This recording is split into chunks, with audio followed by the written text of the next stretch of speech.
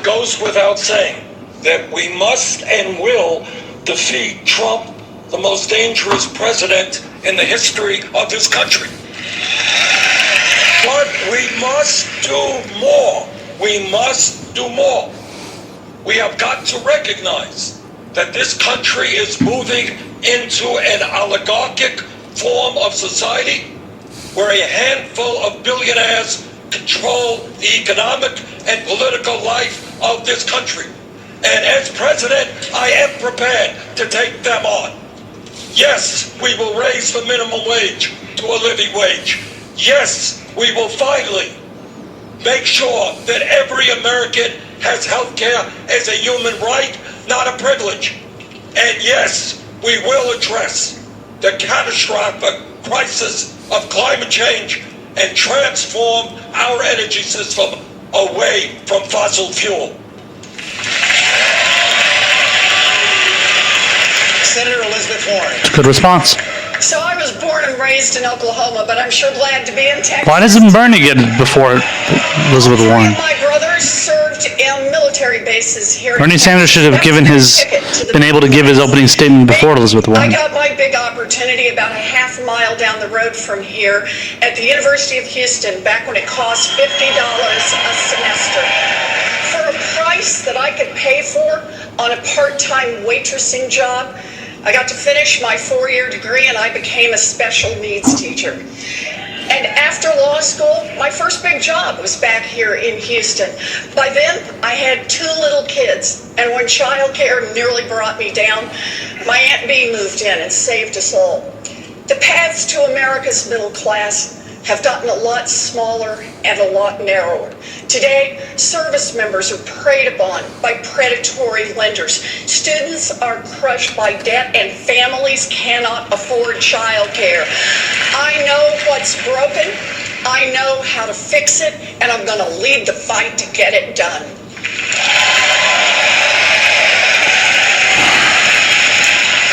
Vice President Joe Biden.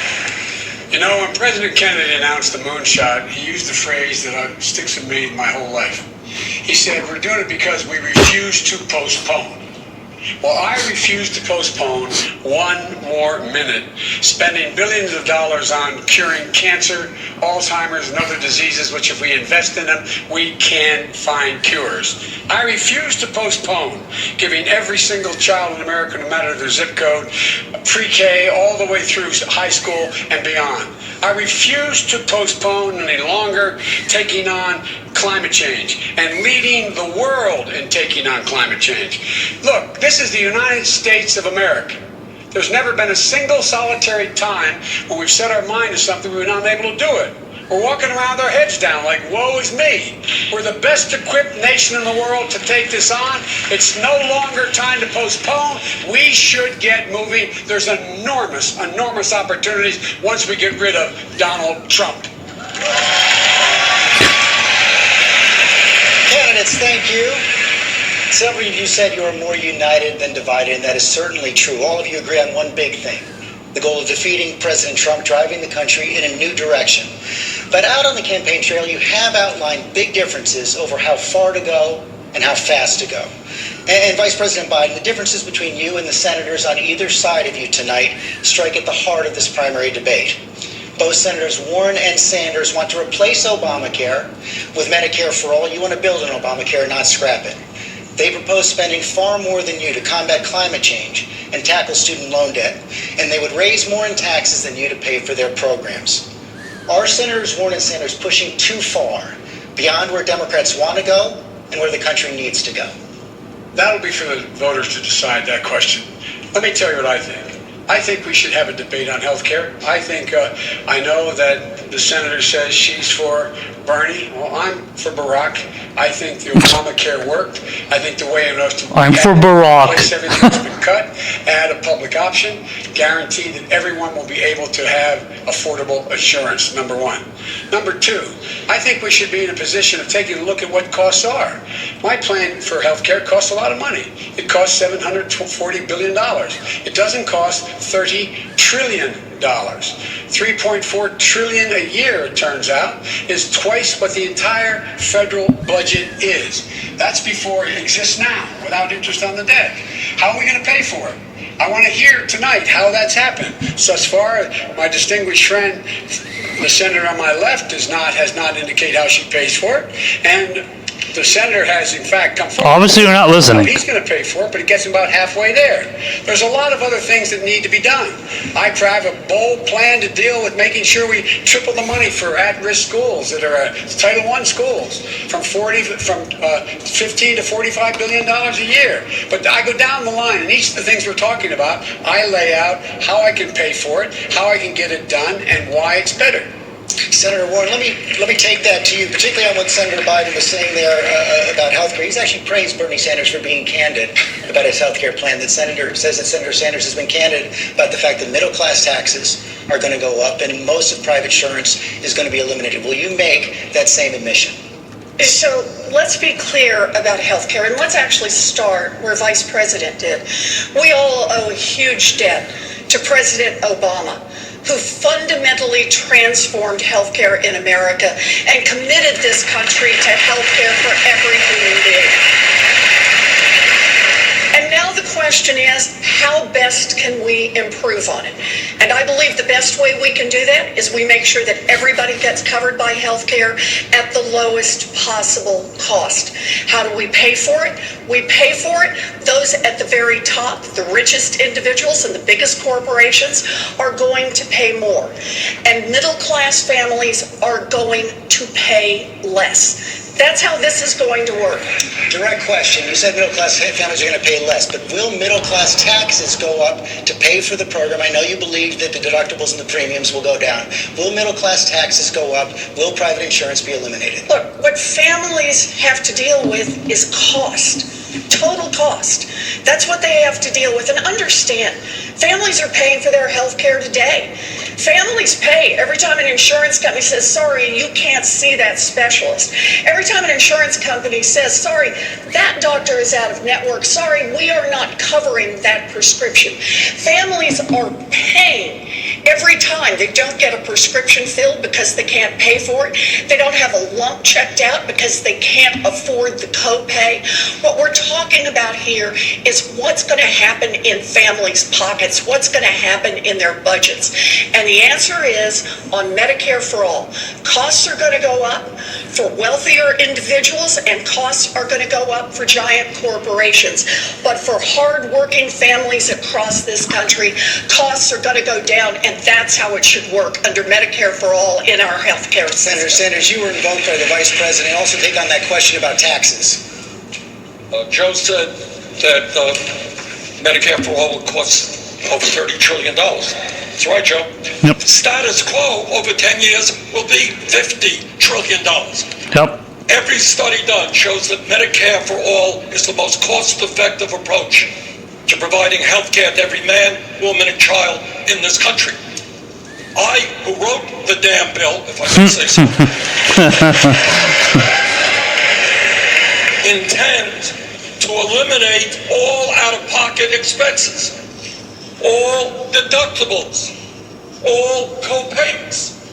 Nobody in America will pay more than $200 a year for prescription drugs because we're going to stand up to the greed and corruption and price fixing of the pharmaceutical industry.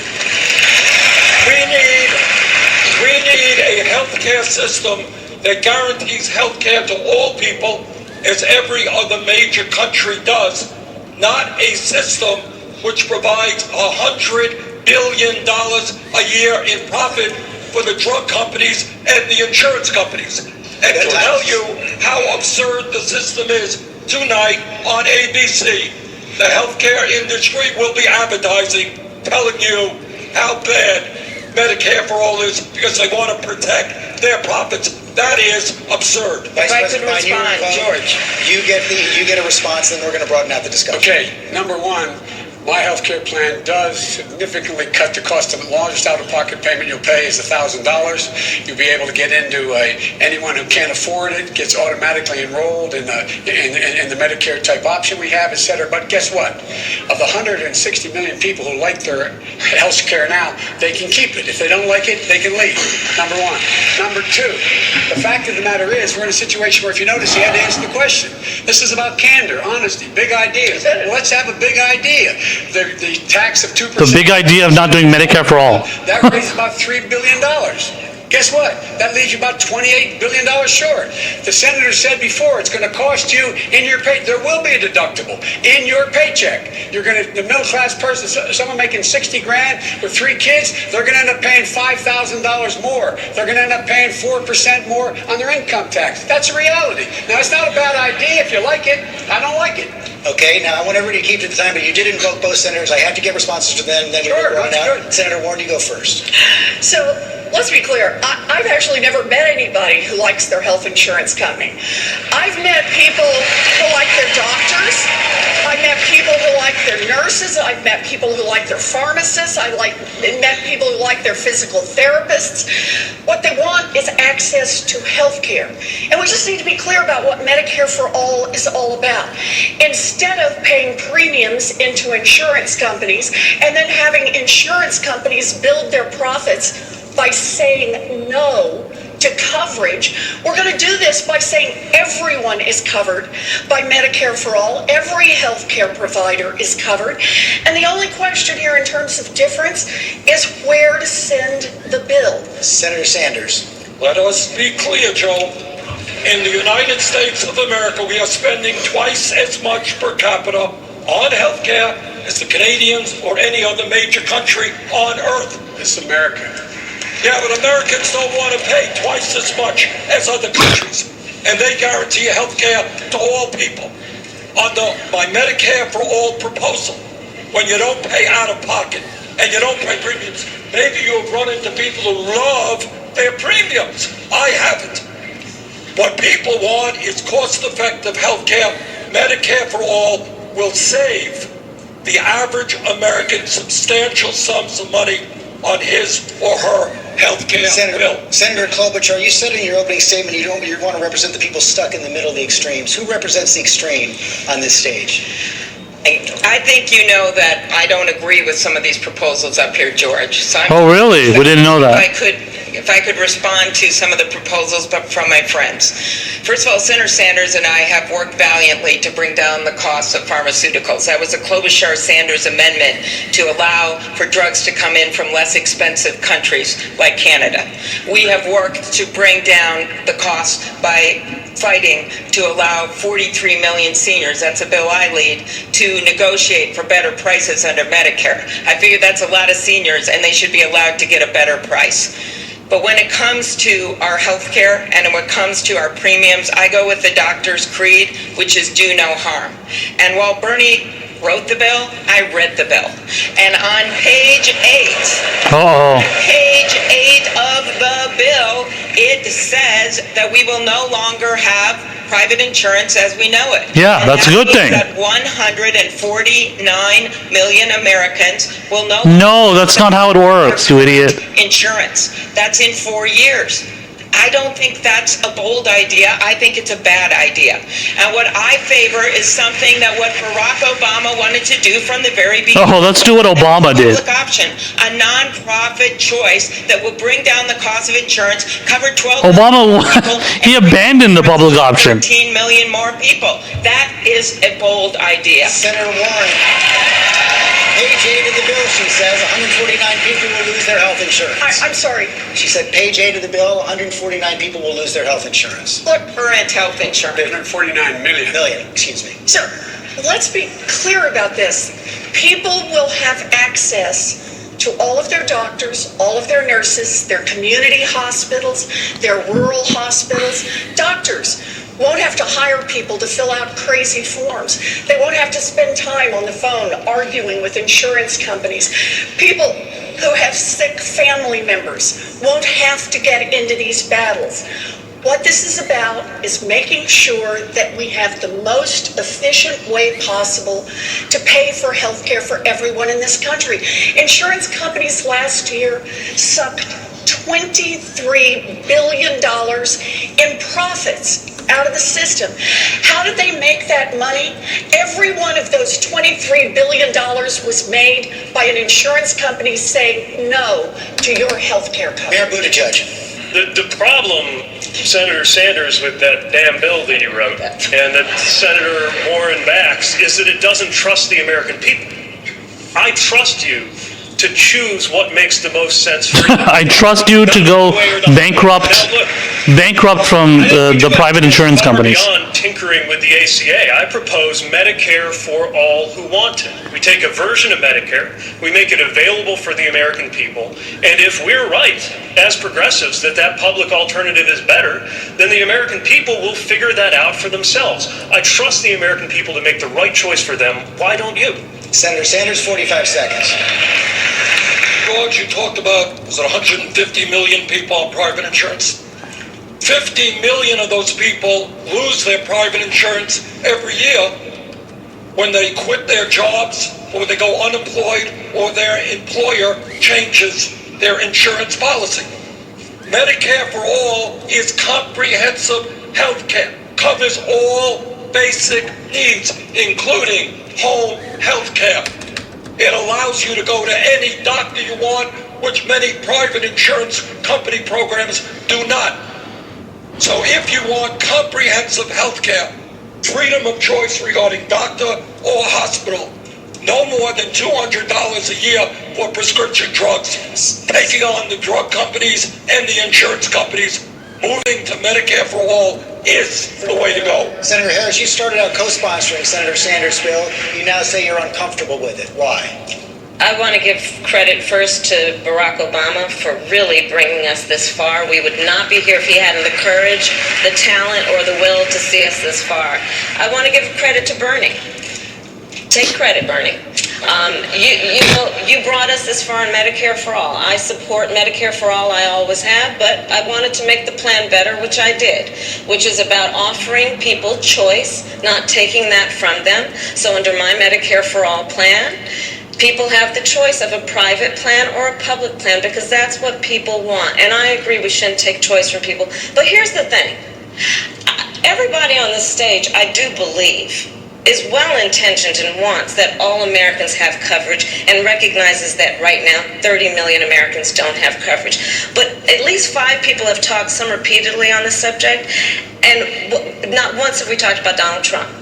So let's talk about the fact that Donald Trump came into office and spent almost the entire first year of his term trying to get rid of the Affordable Care Act. You're running in a primary. What do you want to talk about Trump for? The late, great John McCain, at that moment at about 2 o'clock in the morning, killed his attempt to take health care from millions of people in this country.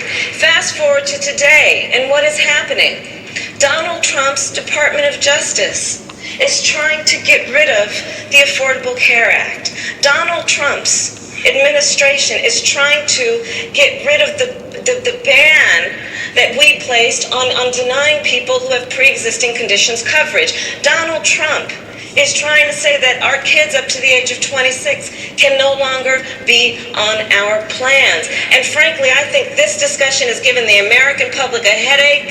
What they want to know is that they're going to have health care and cost will not be a barrier to getting it. But let's focus on the end goal. If we don't get Donald Trump out of office, he's going to get rid of all of it. George, 15 seconds. 15 seconds. Let me get to Congressman O'Rourke and then bring you. Go ahead, Mr. Vice 15 President. seconds. Look, everybody says you want an option. The option I'm proposing is a Medicare for all, in a Medicare for choice. If you want Medicare, if you lose the job from your insurance company, from your employer, you automatically can buy into this. You don't have no pre-existing condition can stop you from buying in. You get covered, period. And if you notice, nobody's yet said how much it's going to cost the taxpayer. I hear this large savings. The president thinks, my friend from Vermont thinks that the employer is going to give you back if you negotiate his union all these years, got a cut in wages because you got insurance. They're going to give back that money to the employee? Matter of fact, they will. Well, let me tell you something. For a socialist, you got a lot more confidence in corporate America than I do. By Senator Okay, Sanders. 1 minute, George. What? Wait. All right. 2 points. Yep. You got to defend the fact that today, not only do we have 87 million people uninsured and underinsured, you got to defend the fact that 500,000 Americans are going bankrupt. You know why they're going bankrupt? Because they suffered a terrible disease, cancer or heart disease. Under my legislation, people will not go into financial ruin because they suffered with a diagnosis of cancer. And our program is the only one that does that. I know a lot about cancer. Let me tell you something. It's personal to me. Let me tell you something.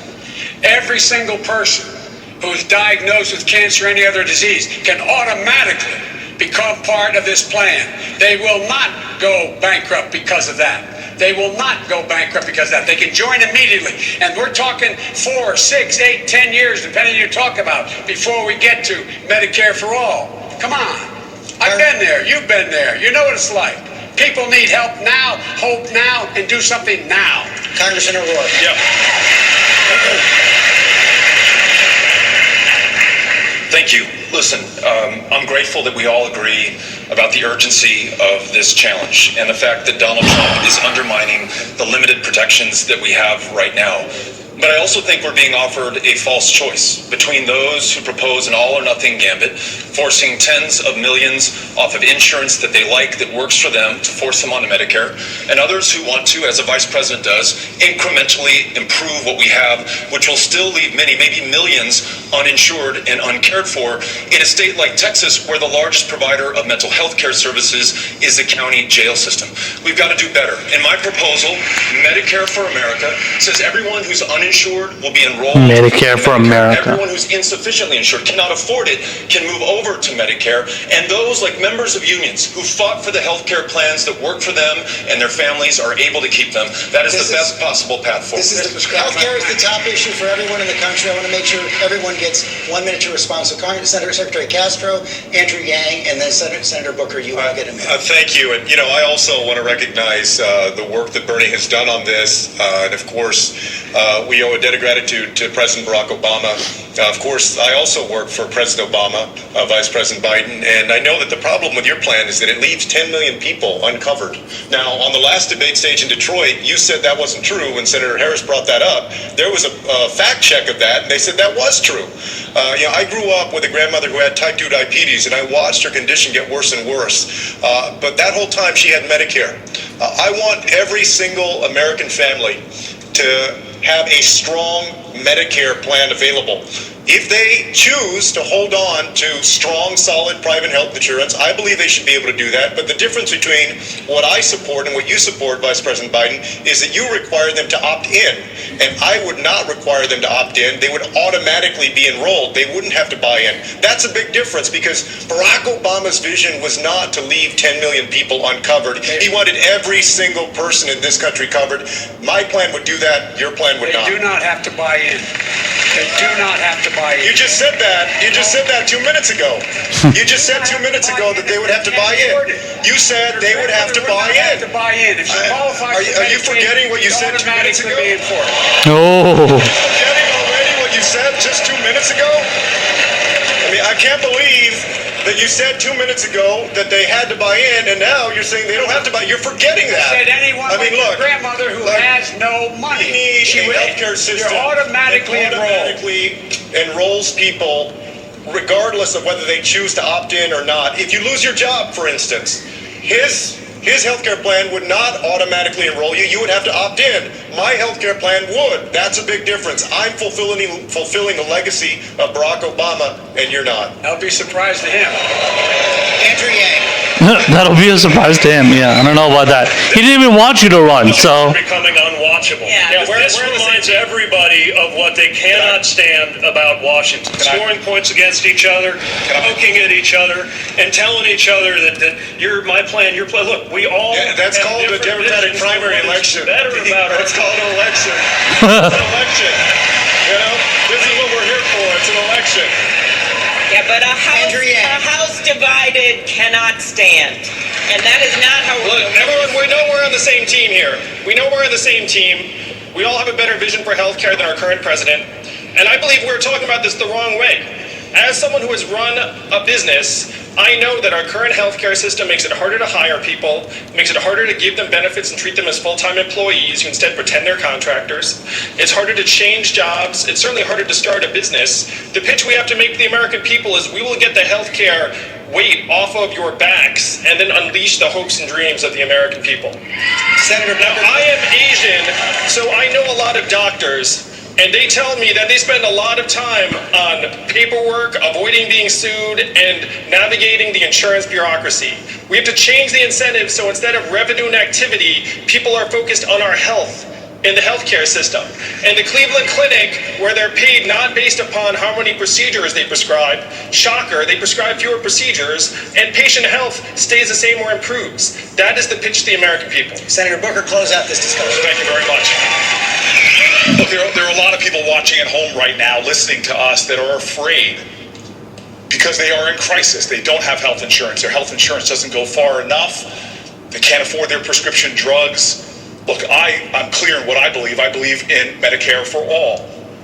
I believe it's the best way to rationalize the system. But dear God, I know that every one of my colleagues on this stage is in favor of universal health coverage and comes at this with the best of intentions. And I'll tell you, there is an urgency right now in this nation. Everybody feels it. And as a person who has an ideal, I know we cannot sacrifice progress on the altar of purity. Because people in my community, they need help right now. They have high blood pressure right now. They have unaffordable insulin right now.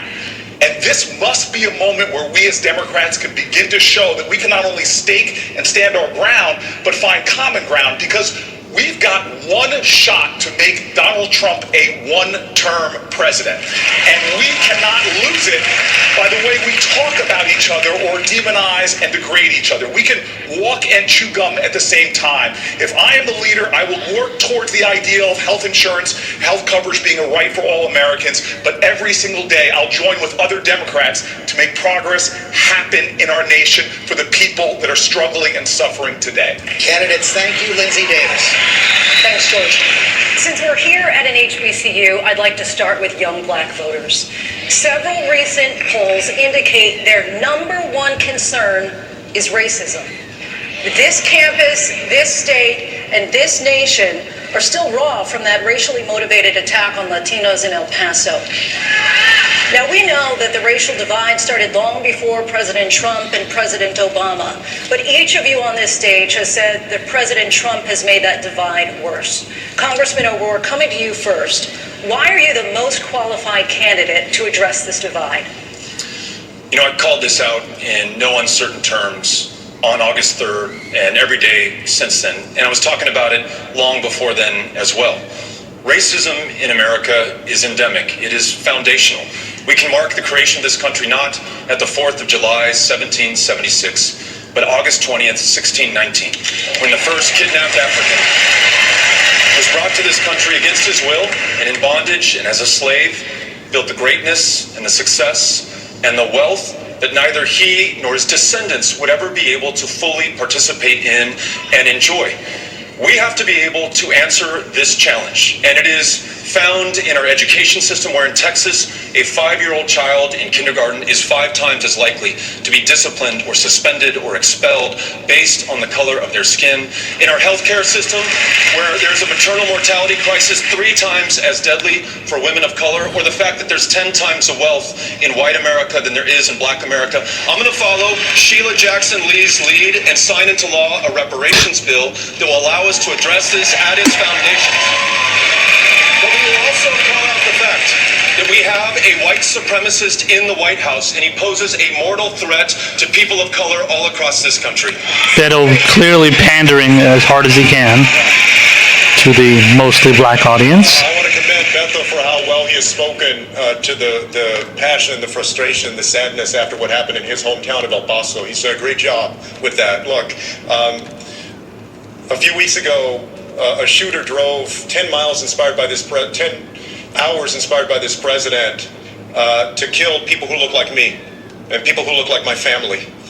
White supremacy is a growing threat to this country, and we have to root it out. I'm proud that I put forward a plan to disarm hate. I'm also proud that I was the first to put forward a police reform plan, because we're not going to have any more Laquan McDonald's or Eric Garners or Michael Browns or Pamela Turners or Walter Scott's or Sandra Bland here from the Houston area. We need to root out racism, and I believe that we can do that because that doesn't represent the vast majority of Americans who do have a good heart. They also need a leader to match that, and I will be a president that matches that. Senator Booker, you have said, quote, the real question isn't who is or isn't a racist. It's who's going to do something about it. Senator, what do you plan to do about it? Well, first and foremost, I want to hit that point because we know Donald Trump's a racist, but there is no red bag of courage for calling him that. When racism exists, the question isn't who isn't a racist, it's who is and isn't doing something about racism. And this is not just an issue that started yesterday. It's not just an issue that we hear a president that can't condemn white supremacy. We have systemic racism that is eroding our nation from healthcare to the criminal justice system. And it's nice to go all the way back to slavery, but dear God, we have a criminal justice system that is so racially biased. We have more African Americans under criminal supervision today than all the slaves in 1850. We have to come at this issue attacking systemic racism, having the courage to call it out, and having a plan to do something about it. If I am president of the United States, we will create an office in the White House to deal with the problem of white supremacy and hate crimes. And we will make sure that systemic racism is dealt with in substantive plans, from criminal justice reform to the disparities in healthcare to even one that we don't talk about enough, which is the racism that we see in environmental injustice in communities of color all around this country. Mayor Buttigieg, you've been struggling with issues around race in your own community. You've also said that anyone who votes to re-elect President Trump is at best looking the other way on racism. Does that sort of talk alienate voters and potentially deepen divisions in our country? I believe what's deepened divisions in the country is the conduct of this president, and we have a chance to change all of that. Look, systemic racism preceded this president, and even when we defeat him, it will be with us. That's why we need a systemic approach to dismantle it. It's not enough to just take a racist policy, replace it with a neutral one, and expect things will just get better on their own. Harms compound. In the same way that a dollar saved compound, so does a dollar stolen. And we know that the generational theft of the descendants of slaves is part of why everything from housing to education to health to employment basically puts us in two different countries. I've proposed the most comprehensive vision to tackle systemic racism in every one of these areas, marshaling as many resources as went into the Marshall Plan that rebuilt Europe, but this time a Douglas plan that we invest right here at home to make sure that we're not only dealing with things like the over-incarceration of Black Americans, but also Black solutions, entrepreneurship, raising to 25% the target for the federal government to do business with minority-owned businesses, investing in HBCUs that are training and educating the next generation of entrepreneurs. We can and must do that, but that means transcending this framework that pits us against each other, that pits a single Black mother of three against a displaced auto worker. Because where I come from, a lot of times that displaced auto worker is a single Black mother of three. We've got to say that and bring people together. Also a concern for people of color is criminal justice reform. Senator Harris, you released your plan for that just this week, and it does contradict prior positions. Among them, you used to oppose the legalization of marijuana, now you don't. You used to oppose outside investigations and police shootings, now you don't. You've said that you changed on these and other things because you were, quote, swimming against the current, and thankfully the currents have changed. But when you had the power, why didn't you try to affect change then? Oh, that's harsh. So there have been, I'm glad you asked me this question, and there I'm sure you are. Distortions of my record. Let me be very clear. I made a decision to become a prosecutor for two reasons. One, I've always wanted to protect people and keep them safe. And second, I was born knowing about how this criminal justice system in America Yes, you were that girl. in a way that has been informed by racial bias. And I could tell you extensively about the experiences I and my family members have personally had. But I made a decision that if I was going to have the ability to reform the system, I would try to do it from the inside.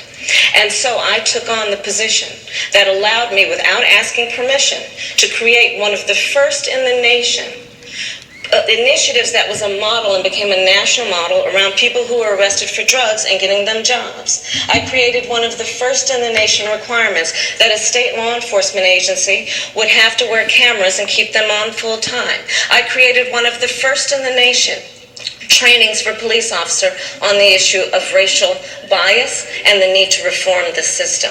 Was I able to get enough done? Absolutely not. But my plan has been described by activists as being a bold and comprehensive. Wasn't enough to get done, but it was wonderful. About ending mass incarceration, about taking the profit out of the criminal justice system. I plan on shutting down for-profit prisons on day one. Yeah. Blah, blah, blah. To do to hold law enforcement, including prosecutors, accountable. And finally, my plan is about making sure that in America's criminal justice system, we de-incarcerate women and children, that we end solitary confinement, and that we work on keeping families intact. And as President of the United States, knowing the system from the inside, I will have the ability to be an effective leader and get this job complete. Thank you, Senator Harris. Senator Klobuchar, during your 8 years as a prosecutor in Minnesota, there were dozens of incidents where black men were killed by police.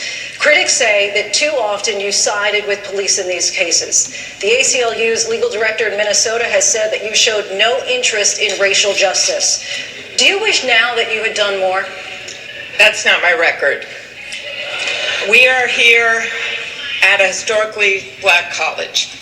And I think of an alum of that college, Barbara Jordan, and something that she once said. She said, what the people want is simple. They want a country as good as its promise. And that same can be said of the criminal justice system. So when I was there, the way we handled these police shootings, I actually took a stand to make sure outside investigators handled them. I took on our major police chief in Minneapolis, but in the prosecutor's office, they were handled with a grand jury. That's how they were all handled across our state. I now believe it is better for accountability if the prosecutor handles them and makes those decisions herself.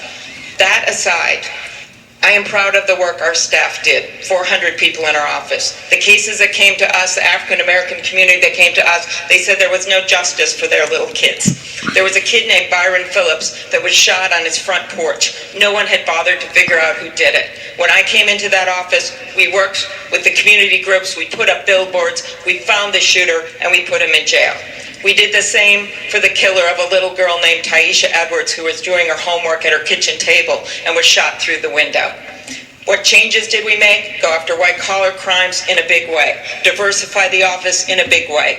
Work with the Innocence Project to make sure we do much better with eyewitness ID. And as a senator and as your president, I will make sure that we don't just do the First Step Act when it comes to criminal sentencing, that we move to the Second Step Act, which means the 90% of people that are incarcerated in local and state jails, let's reduce those sentences for nonviolent offenders, and let's get them jobs and let them vote when they get out of prison. Thank you, Senator Klobuchar.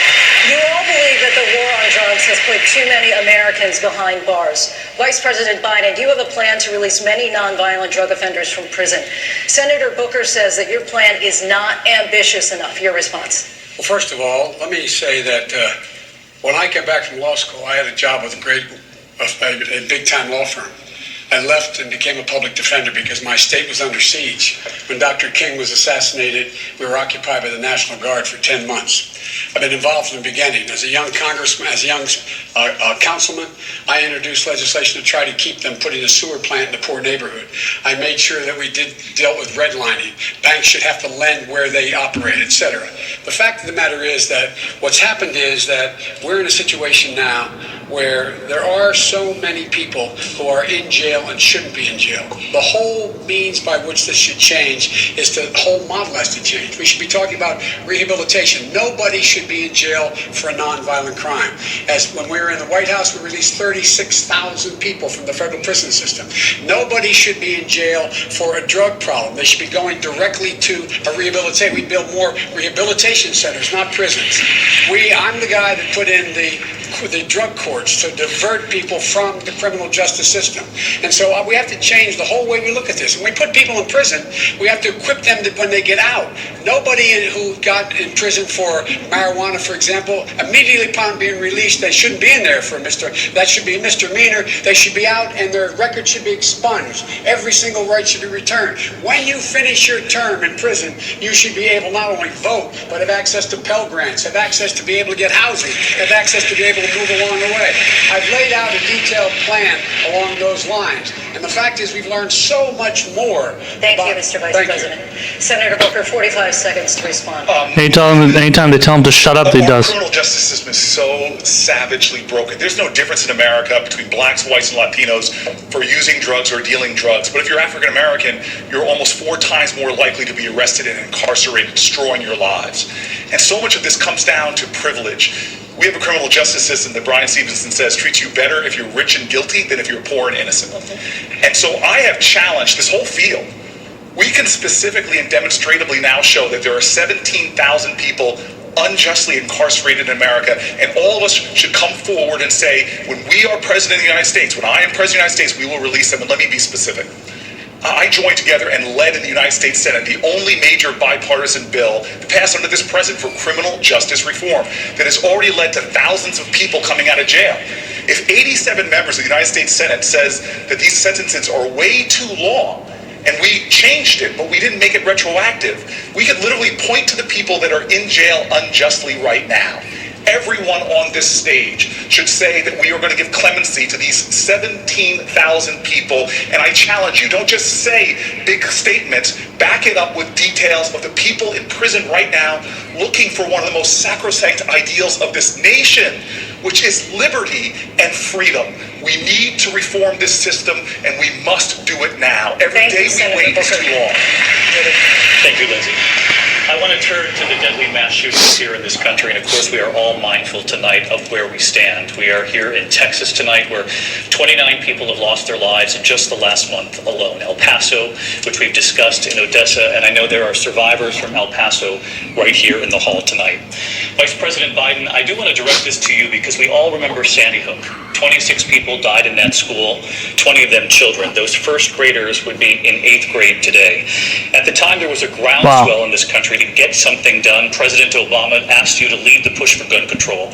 You have often pointed to your ability to reach across the aisle to get things done, but 4 months after Sandy Hook, a measure to require expanded background checks died on the Senate floor.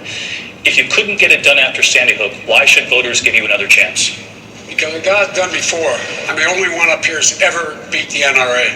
Only one ever beat the NRA nationally. I'm the guy that brought the Brady Bill into focus and became law.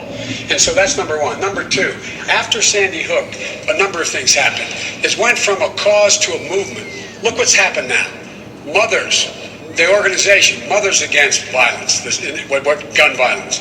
We've seen what's happened again. Now we have all these young people marching on Washington, making sure that things are going to change. There has been a sea change. Those proposals I put forward for the president had over 50% of members of the NRA supporting them, and overwhelmingly the rest of the people supporting them. Now the numbers are much higher because they realize what I've been saying, and we've all been saying, is correct. Over 90% of the American people think we have to get assault weapons off the street, period. And we have to get buybacks and get them out of their basements. So the point is, things have changed, and things have changed a lot. And now what's happening is, and by the way Beto handled, excuse me for saying Beto, was Congressman. That's all right. Beto's good. The way he handled what happened in his hometown is meaningful. To look in the eyes of those people, to see those kids, to understand those parents, to understand the heartache. But we are ready to do this. Mr. Vice President, you did bring up assault weapons here. You did bring up assault weapons here, and many of you on this stage have talked about executive orders. Senator Harris, you have said that you would take executive action on guns within your first 100 days, including banning imports of AR-15 assault weapons. That's right. President Obama, after Sandy Hook, more than 23 executive actions, and yet here we all are today. In recent days, former Vice President Biden has said about executive orders, some really talented people are seeking the nomination. They said, I'm going to issue an executive order. Biden saying there's no constitutional authority to issue that executive order when they say I'm going to eliminate assault weapons, saying you can't do it by executive order any more than Trump can do things when he says he can do it by executive order. Does the vice president have a point there? Some things you can, many things you can't. Let's let the senator answer. Well, I mean, I would just say, hey, Joe, instead of saying no, we can't, let's say yes, we can. Let's get constitutional. We got a And yes, constitution. we can, because I'll tell you something. The way that I think about this is I've seen more autopsy photographs than I care to tell you. I have attended more police officer funerals than I care to tell you. I have hugged more mothers of homicide victims than I care to tell you. And the idea that we would wait for this Congress, which has just done nothing, to act is just it is overlooking the fact that every day in America our babies are going to school to have drills, elementary, middle, and high school students, where they are learning about how they have to hide in a closet or crouch in a corner if there is a mass shooter roaming the hallways of their school. I was talking about this at one of my town halls, and this child, it was 8 years old probably, came up to me. It was like it was a secret between the two of us, and he tucked on my jacket and he said, I had to have one of those drills.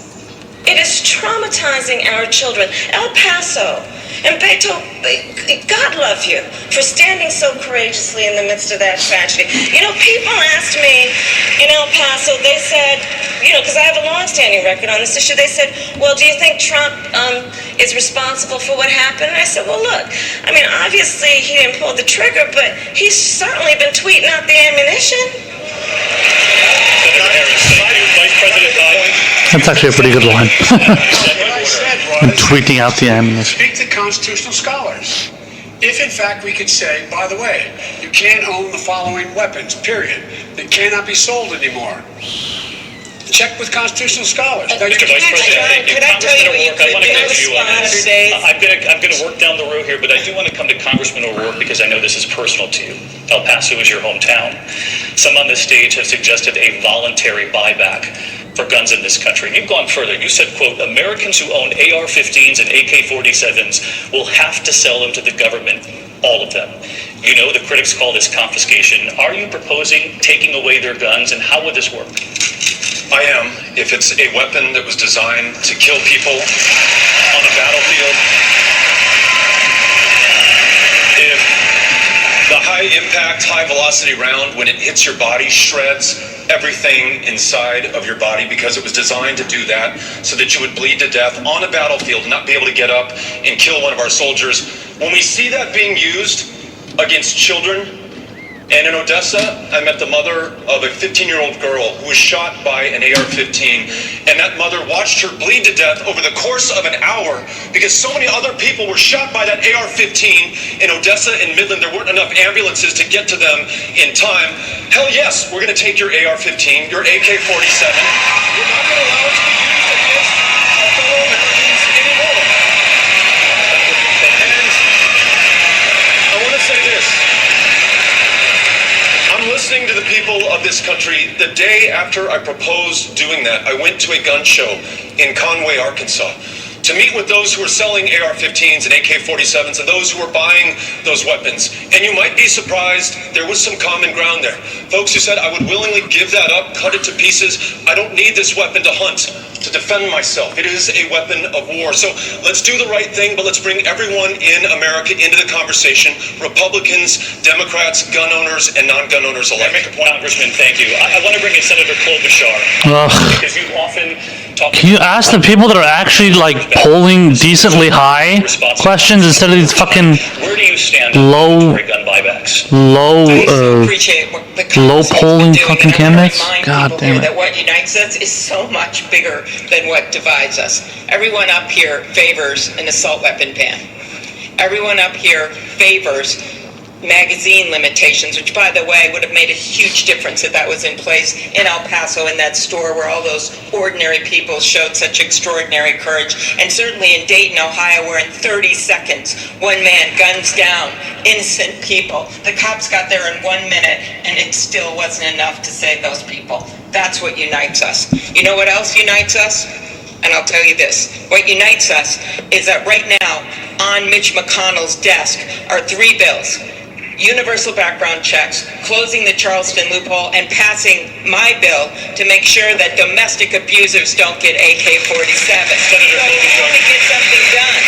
And I personally think we should start with a voluntary buyback program. That's what I think, David. But I want to finish this, because if you want action now, we got to send a message to Mitch McConnell. We can't wait until one of us gets in the White House. We have to pass those bills right now to get this done. Senator Because we Klobuchar. cannot spare another innocent life. Thank you. I want to turn to Senator Booker, because you have said just this week about guns and about the candidates on this stage that the differences do matter. Those were your words. You have argued if you need a license to drive a car in this country, you should have a license to buy a gun. Gun owners would not only have to pass a background check, they would have to obtain a federal license to buy a gun. This would require, as you know, Congress to pass legislation. If Democrats can't get universal background checks, how would you get this done? And can you name one Republican colleague of yours in the Senate right now who would be on board with this idea? So background checks and gun licensing, these are agreed to by overwhelmingly the majority of Americans. 83% of Americans agree with licensing. This is the issue. Look, I grew up in the suburbs. It was about 20 years ago that I came out of my home when I moved to inner city Newark, New Jersey, and witnessed the aftermath of a shooting. It's one of the reasons why shooting after shooting after shooting in neighborhoods like mine for decades, this has been a crisis for me. It's why I was the first person to come out for gun licensing. And I'm happy that people like Beto O'Rourke are showing such courage now and coming forward and also now supporting licensing. But this is what I'm sorry about. I'm sorry that it had to take issues coming to my neighborhood or personally affecting Beto to suddenly make us demand change. This is a crisis of empathy in our nation. We are never going to solve this crisis if we have to wait for it to personally affect us or our neighborhood, our community, before we demand action. You want to know how we get this done? We get this done by having a more courageous empathy where people don't wait for this hell to visit upon their communities. They stand up and understand the truth of what King said, that injustice anywhere is a threat to justice everywhere. I will lead change on this issue because I have seen what the carnage creates in communities like mine, because we forget national shootings, these mass shootings are tragedies, but the majority of the homicide victims come from neighborhoods like mine. Nobody has ascended to the White House that will bring more personal passion on this issue. I will fight this and bring a fight to the NRA and the corporate gun lobby like they have never seen before. Senator Booker, thank you. A quick follow-up, though, because Americans watching tonight know the reality of Congress in Washington.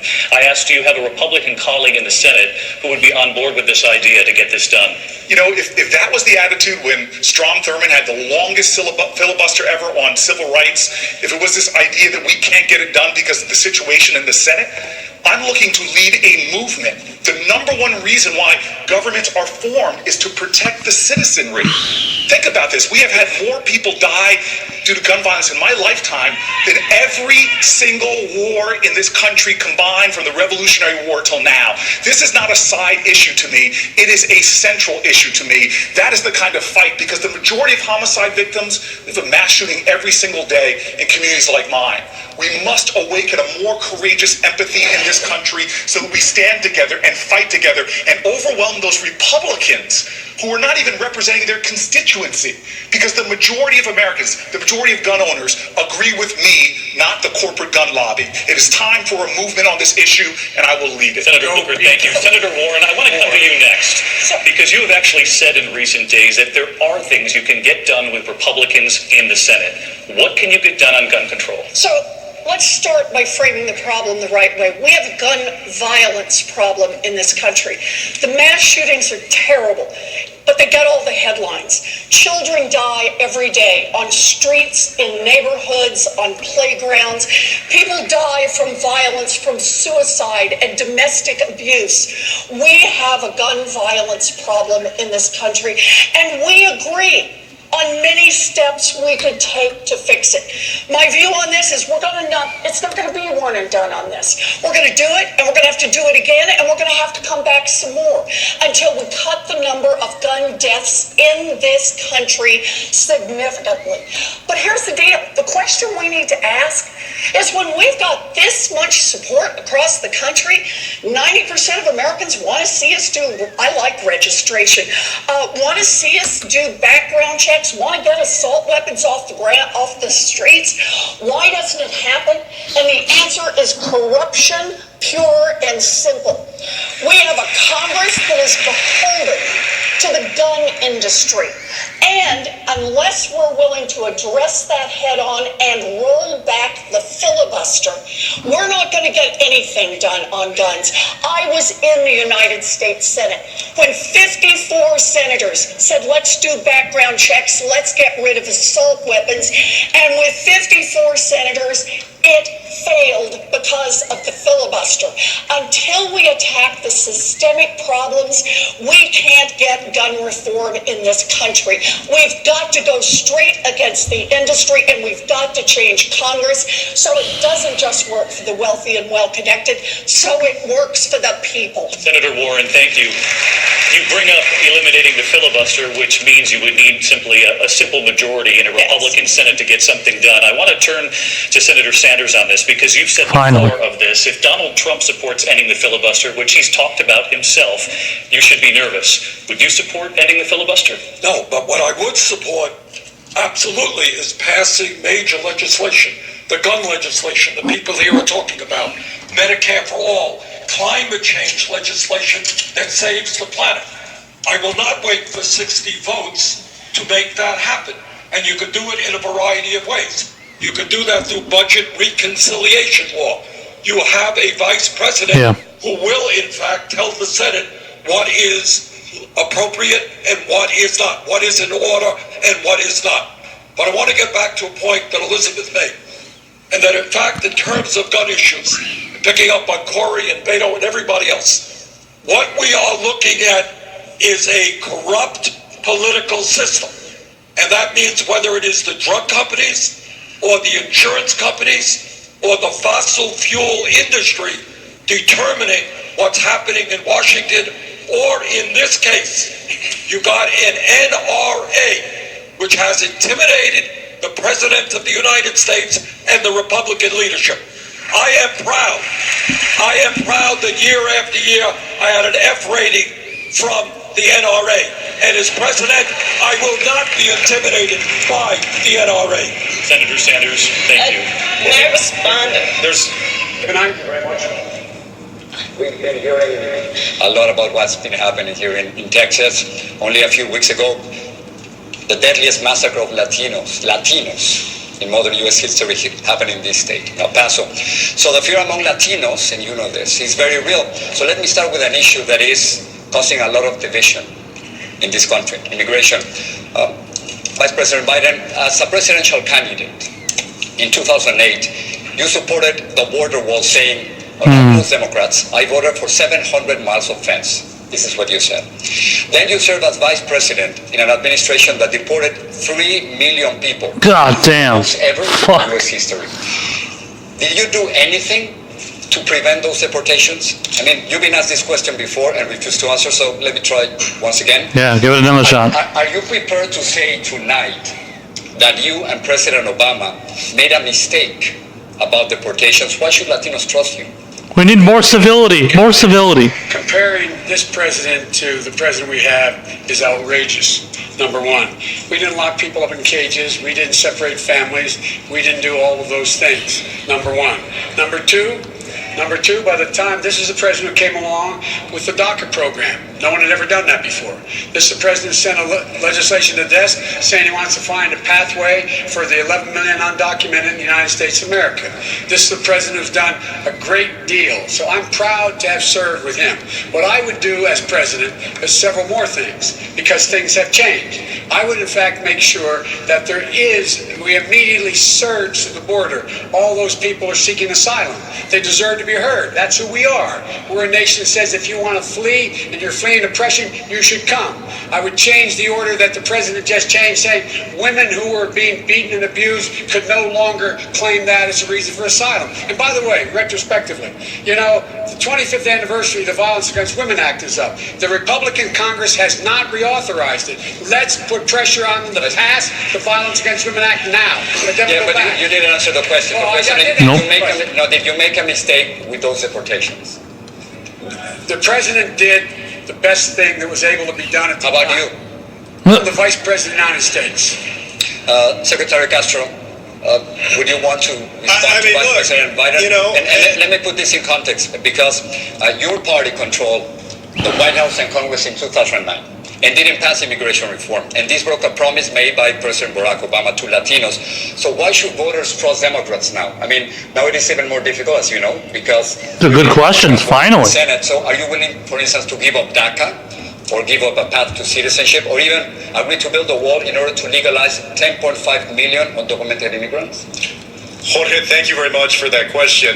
And look, I agree that Barack Obama was very different from Donald Trump. Donald Trump has a dark heart when it comes to immigrants. He built his whole political career so far on scapegoating and fear-mongering and otherizing migrants, and that's very different for Barack Obama.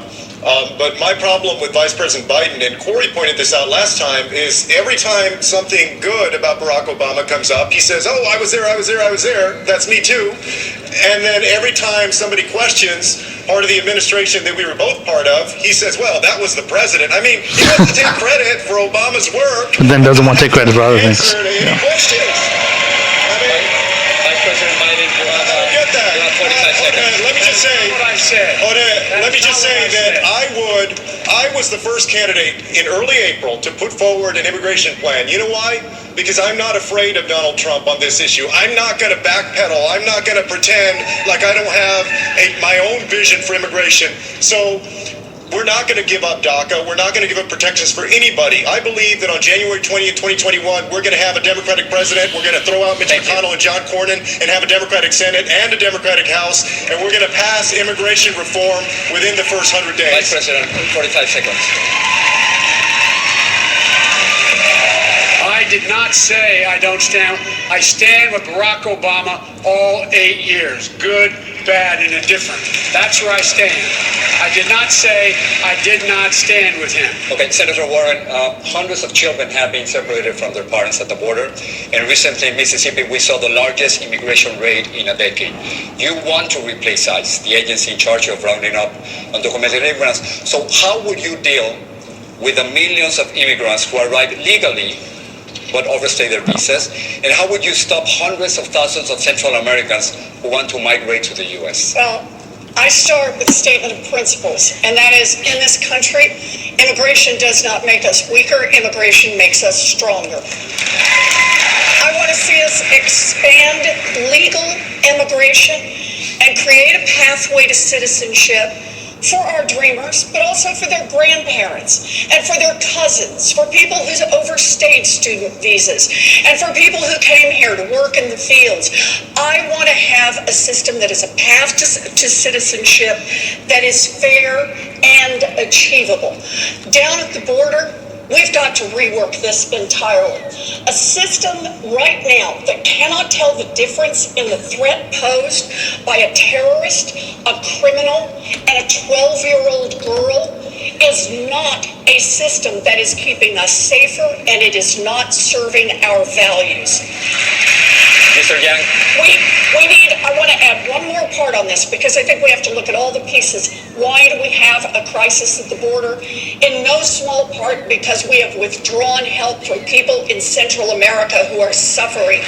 We need to restore that help. We need to to help establish and reestablish the rule of law so that people don't feel like they have to flee for their lives. We have a crisis that Donald Trump has created and hopes to profit from politically.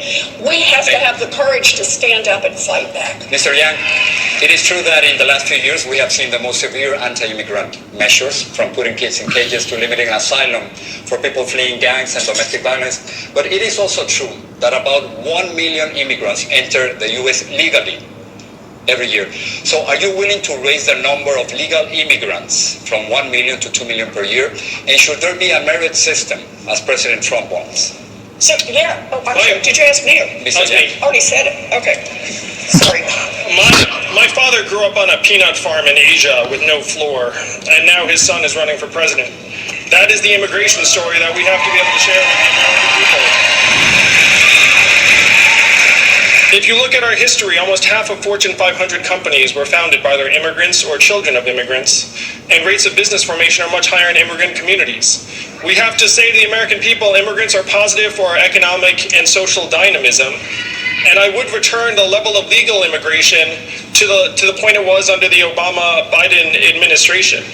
I think we have to compete for talent, and I am the opposite of Donald Trump in many ways. He says build a wall. I'm going to say to immigrants, come to America, because if you come here, your son or daughter can run for president. The water is great, and this is where you want to build a company, build a family, and build a life. This country has been a magnet for human capital for generations. If we lose that, we lose something integral to our continued success, and that is where I would lead as president. That's just an argument for capitalism, pretty much. I mean, he's not saying anything all that interesting. Mass shooting targeting them. This is according to a new Univision poll. President Trump has called Mexican immigrants rapists and killers, tried to ban Muslims from entering the country, and separated children from their parents. His supporters have chanted, build the wall and send her back. Do you think that people who support President Trump and his immigration policies are racist? Anyone who supports this is supporting racism. Este es racismo y es sencillo. The only people, though, who actually buy into this president's hateful rhetoric around immigrants are people who don't know any.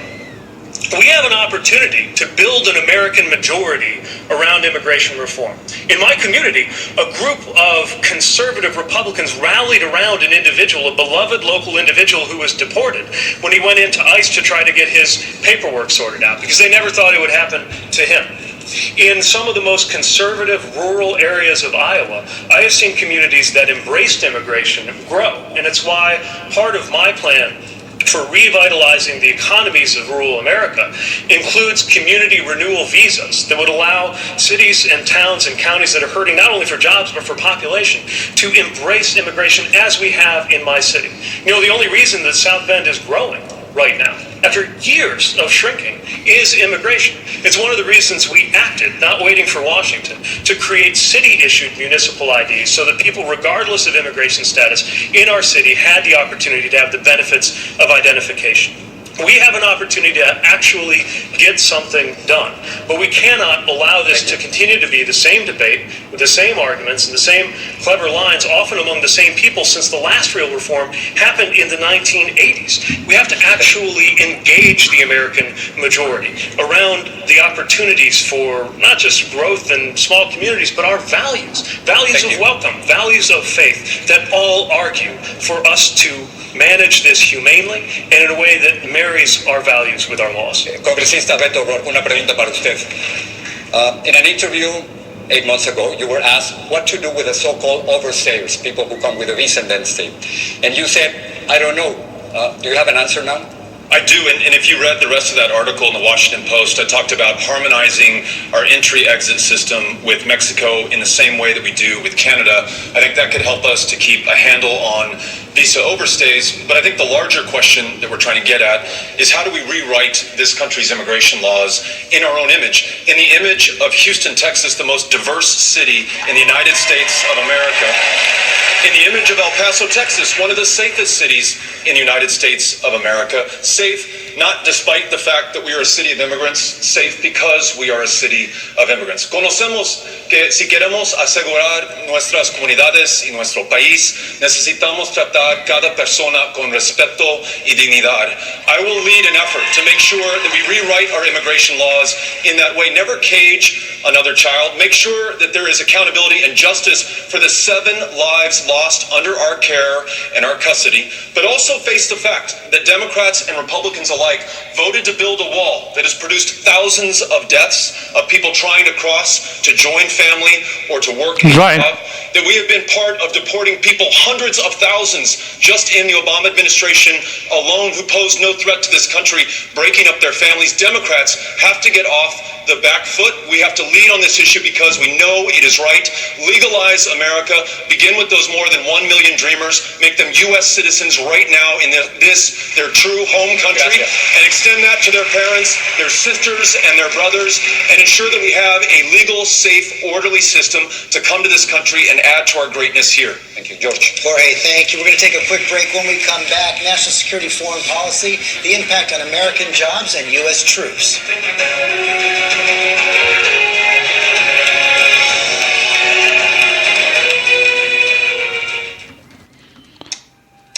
So, obviously, as you guys are watching, I kind of started my podcast. This is the Progressive Square. I started it a little bit late. Sorry about that. I actually started right as Bernie Sanders was giving his opening statement, or right in the middle of it, basically. So, yeah, basically, I mean, this debate has gone decently well, I would say, for the people that, were expected to do well, and, pretty much the same, the same case for the people that were expected to do shitty, too.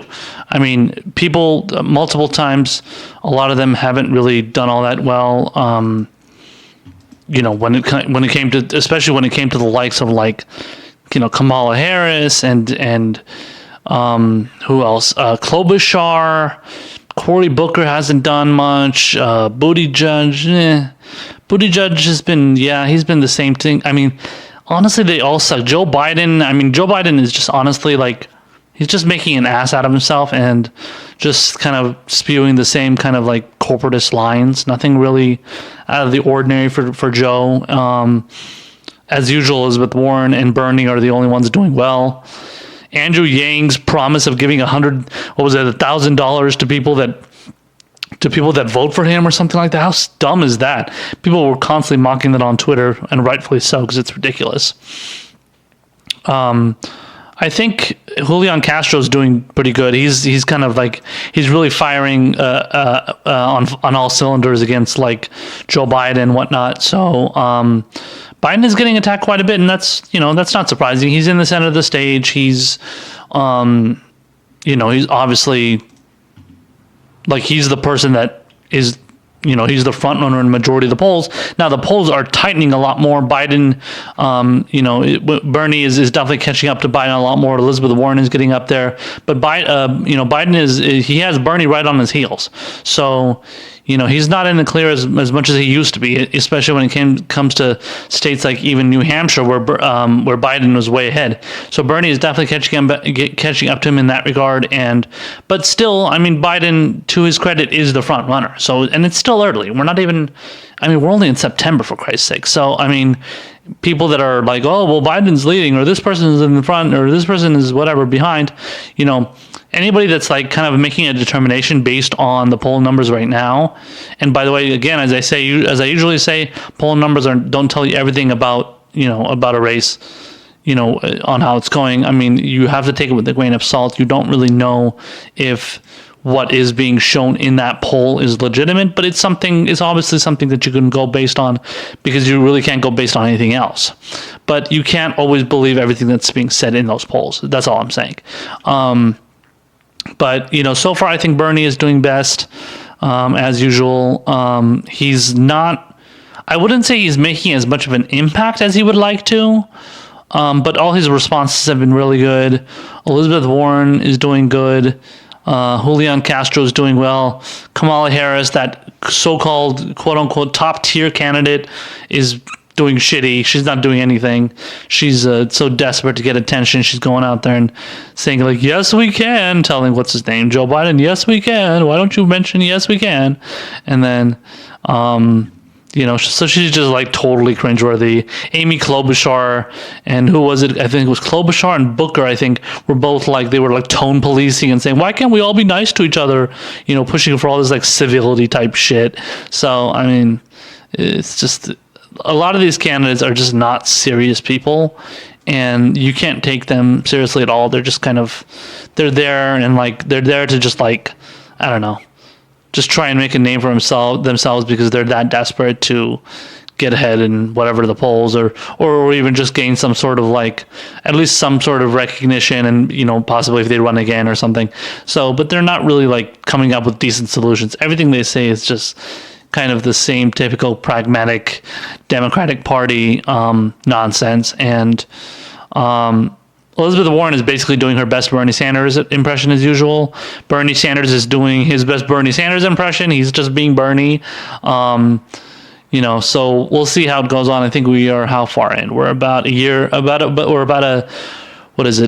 hour and a half in so far. So this is only halfway through and still got a lot of issues to cover and a lot of things to talk about. So hopefully Bernie can continue that momentum, and we'll see, how far the rest of these candidates, drop off essentially, especially after this debate when, I think this debate is a huge turning point considering it's only one debate compared to the last time when it was two debates. This is only one debate, and obviously at least half the other candidates are not there anymore. So, or at least allowed to be accepted onto the stage, especially Tulsi Gabbard, who I think a lot of progressives agree that she deserved to be on the stage, and she was butted out by the DNC. Okay, looks like we're getting started here again. Debate. Turn now to national security and the foreign policy issue that has such a direct impact here at home. The U.S. relationship with China, trade, and President Trump's tariffs. We received more than 100 questions from viewers wanting to know how all of you are going to handle these tariffs. And Mr. Yang, let me begin with you. Would you repeal the tariffs on your first day in office? And if so, would you risk losing leverage in our trade relationship with China? I would not repeal the tariffs on day one, but I would let the Chinese know that we need to hammer out a deal. Because right now, the tariffs are pummeling producers and farmers in Iowa who have absolutely nothing to do with the imbalances that we have with China. A CEO friend of mine was in China recently, and he said that he saw pirated U.S. intellectual property on worker workstations to the tune of thousands of dollars per head. And he said, one, how can my workers compete against that? And two, think about all the lost revenue to American companies. So the imbalances are real, but we have to let the Chinese know that we recognize that President Trump has pursued an arbitrary and haphazard trade policy that has had victims on both sides. So no to repealing the tariffs immediately, but yes to making sure we come to a deal that addresses the concerns of American companies and American producers. Mayor Pete, let me take that question. Let me take that question to you, because you've seen President Trump's tweets. He says what's going to happen here is the Chinese are just going to wait him out so they can get a Democrat who they can take advantage of. How do you think about China? We've seen President Trump call President Xi both an enemy and a friend. Well, the president clearly has no strategy. When I first got into this race, I remember President Trump scoffed and said he'd like to see me making a deal with Xi Jinping. I'd like to see him making a deal with Xi Jinping. Just me, or was that supposed to happen in Trump wanted Buttigieg to make a deal? When that happens on the international stage, people take note. Not just our competitors, our adversaries, but also our allies take note of the inability of the United States to keep its word or follow through on its plans. And when that happens, there are serious consequences. We saw it at the G7, the leaders of some of the greatest powers and economies of the world, sitting to talk about one of the greatest challenges in the world, climate change, and there was literally an empty chair where American leadership could have been. The problem is, this is a moment when American leadership is needed more than ever, whether it's in Hong Kong, where those protesters for democracy need to know that they have a friend in the United States, or anywhere around the world where increasingly we see dictators throwing their weight around. The world needs America, but it can't be just any America. Would you repeal the tariffs?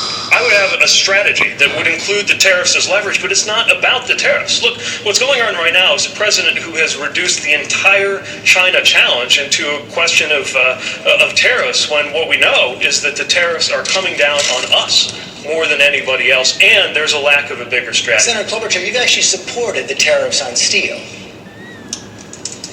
What we've got right now, though, George, it's not a focused tariff on steel. What he has done here, he has assessed these tariffs on our allies. He has put us in the middle of this trade war, and he is treating our farmers and our workers like poker chips in one of his bankrupt casinos. And if we are not careful, he is going to bankrupt this country. One forecast recently says that it has already cost us 300,000 jobs. All right? There is soybeans that are mounting up in bins all over the Midwest, in my state of Minnesota and in Iowa. So what I think we need to do is to go back to the negotiating table. That's what I would do. I wouldn't have put all these tariffs in place, and I wouldn't have had a trade policy where on August 1st he announces he's going to have tariffs on $300 billion of goods. On August 13th he cuts it in half. A week later he says he's going to reduce taxes. The day after that he says he's going to do it. The leaders of the world are watching this, and it undermines our strength as a nation. And yes, we want fair trade, but we must work with the rest of the world. And he has made a mockery of focused trade policy, which I think means enforcement, like we've done in northern Minnesota, passing bills, getting President Obama to do more on that, so that our workers can benefit. So we are importing, exporting goods, and making sure that is a competitive policy, where our goal is that we are making things, inventing things, and exporting to the world. He is defeating that goal. Secretary Castro, you actually in one of the previous debates identified China as the most serious national security threat to our country. I want to pick up on what Senator Klobuchar was saying. That she said she'd go back to the negotiating table. The question is, what do you do for leverage? Where do you get it? Well, look, I agree with those who have said that this erratic, haphazard trade war is hurting American families. As Senator Klobuchar said, 300,000 American jobs. It's estimated that it's cost $600 to the average American family. Just a couple of days ago, 60% of Americans said that they believe that we're in for a recession next year. No kidding. When I become president, I would immediately begin to negotiate with China to ratchet down that trade war. We have leverage there. I also believe, though, that we need to return to a leader when it comes to things like human rights. We have millions of Uyghurs, for instance, in China, that right now are being imprisoned and mistreated. And in North Korea, this president is elevating a dictator. We need to stop that. We need to return to ensuring that America leads again on human rights. When it comes to this trade war, I would immediately begin ratcheting that trade war down. We have leverage in that discussion. Senator Warren, let me bring you in on this conversation. President Obama signed the Trans-Pacific Partnership. In part, it was designed to rein in China, to bring China in to some kind of regulation. Fuck the TPP. What do you think he got wrong? So our trade policy in America has been broken for decades. And it has been broken because it works for giant multinational corporations and not for much of anyone else. These are giant corporations that, shoot, if they can save a nickel by moving a job to a foreign country, they'll do it in a heartbeat. And yet, for decades now, who's been whispering in the ears of our trade negotiators? Who has shaped our trade policy? It's been the giant corporations. It's been their lobbyists and their executives. The way we change our trade policy in America is, first, the procedures. Who sits at the table? I want to negotiate trade with unions at the table. I want to negotiate it with small farmers at the table. I want to negotiate it with environmentalists at the table. I want to negotiate with human rights activists at the table. And you asked the question about leverage. If I could just respond to that one. The leverage? Are you kidding? Everybody wants access to the American market. That means that we have the capacity to say right here in America, you want to come sell goods to American consumers, then you've got to raise your standards. You've got to raise your labor standards, and you've got to raise your environmental standards so our companies can compete on a a level playing field. We can use trade not to undermine American workers and not to undermine American farms and not to undermine small businesses in this country. We can use trade to help build a stronger economy. Senator Harris, how would your trade policy differ from President Obama's? Well, first of all, It would be the same thing. I have no criticism of that more than just looking at where we are now. Of course she doesn't. She doesn't have any criticism of the TPP, of course. He conducts trade policy by tweet, frankly born out of his fragile ego. It has resulted in farmers in Iowa with soybeans rotting in bins, looking at bankruptcy. When we look at this issue, my trade policy under a Harris administration is always going to be about saying we need to export American products, not American jobs. And to do that, we have to have a meaningful trade policy. I am not a protectionist Democrat. Look, we need to Big surprise. stuff. And that means we need to sell it to people overseas. That means we need trade policies that allow that to happen. You asked earlier about China. It's a complicated relationship. We have to hold China accountable. They steal our products, including our intellectual property. They dump substandard products into our economy. They need to be held accountable. We also need to partner with China on climate and the crisis that presents. We need to partner with China on the issue of North Korea. I am on, and I think the only person on the stage, the Senate Intelligence Committee and the Senate Homeland Security Committee. We need a partner on the issue of North Korea. But the bottom line is this: Donald Trump, in office on trade policy, he reminds me of that guy in The Wizard of Oz. When you pull back the curtain, it's a really small dude. I don't remember anything from that movie, so I don't know. I'm not even going to take the bait, Senator Harris, but I'm going to take this to Senator Sanders. I'm going to take this to Senator Sanders right now. There is a reason why in the last 45 years, the average American today, despite an explosion of technology and worker productivity, is not making a penny more than he or she made 45 years ago. And one of the reasons is that for decades we have had disastrous trade policies. And I got to say to my good friend Joe Biden, Joe and I strongly disagree on trade. I helped lead the opposition to NAFTA and PNTR, which cost this country over 4 million good-paying jobs. And what happened is people who had those jobs ended up getting other jobs, making 50% of what they made in manufacturing. So Trump obviously hasn't a clue. Trump thinks that trade policy is a tweet at 3 o'clock in the morning. What we have got to do is develop a trade policy that represents workers, represents the farmers in the Midwest and elsewhere who are losing billions right now because of Trump's policy. A trade policy which understands that if a company shuts down in America and goes abroad and then thinks they're going to get online to get a lucrative federal contract under Bernie Sanders, they got another guess coming. Vice President Biden, you invoke your name. Yeah. Well, look, we're either going to make the policy or China's going to make the rules of the road. We make up 25% of the world economy. We need another 25% to join us. And I think Senator Warren is correct. At the table has to be labor, and at the table have to be environmentalists. The fact of the matter is, China, the problem isn't the trade deficit. The problem is they're stealing our intellectual property. The problem is they're violating the WTO. They're dumping steel on us. That's a different issue than whether or not they're dumping agricultural products on us.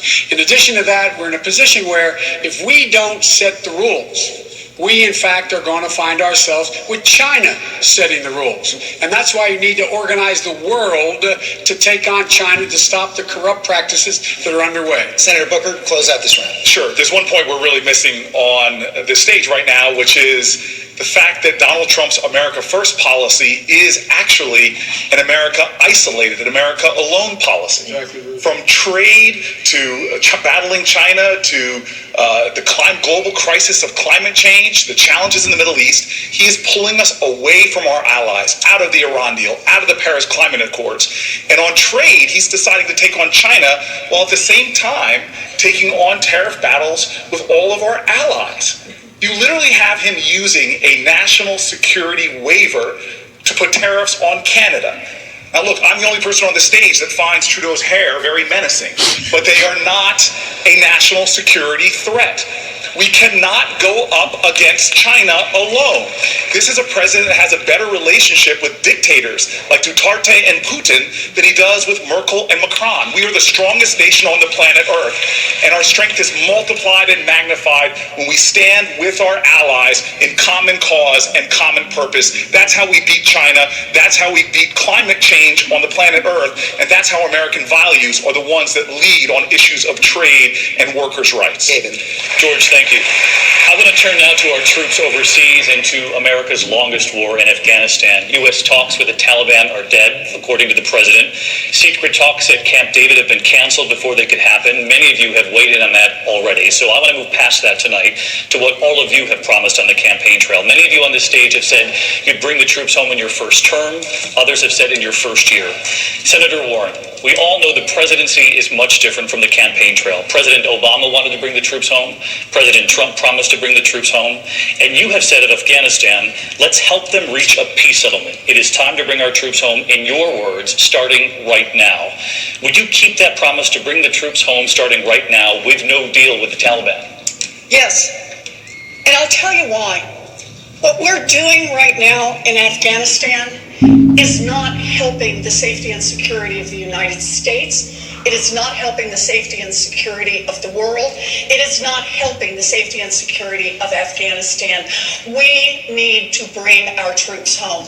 And then we need to make a big shift. We cannot ask our military to keep solving problems that cannot be solved militarily.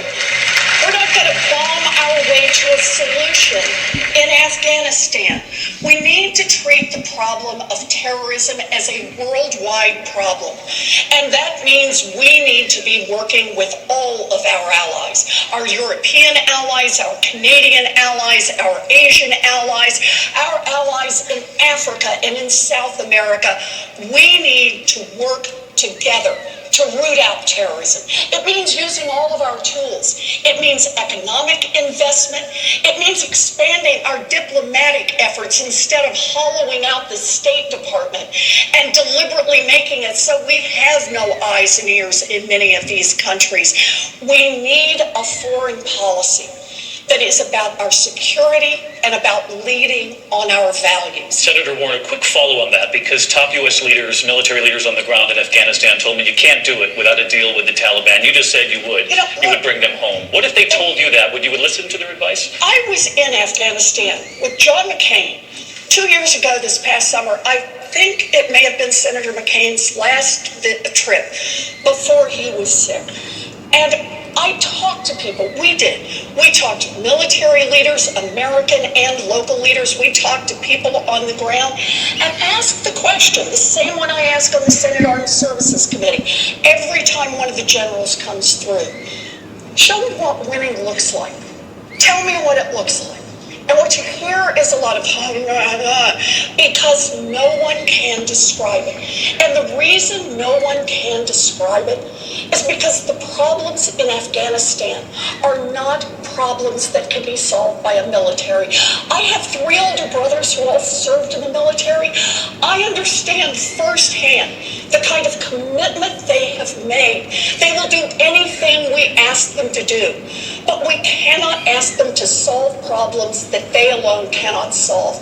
We need to work with the rest of the world. We need to use our economic tools. We need to use our diplomatic tools. We need to build with our allies, and we need to make the whole world safer, not keep troops bombing in Afghanistan. Senator Warren, thank you. I do want to stay on this, and I want to turn to Mayor Buttigieg, because you're the only veteran on this stage who served in Afghanistan. We heard in recent days from General Joseph Dunford, the chair of the Joint Chiefs of Staff, who said in recent days, I'm not going to use the word withdrawal right now. It's our judgment the Afghans need support to deal with a level of violence. If he's not even using the word withdrawal, would you put your promise to bring troops home in the first year on hold to follow the advice? You know, I served under General Dunford, way under General Dunford in Afghanistan.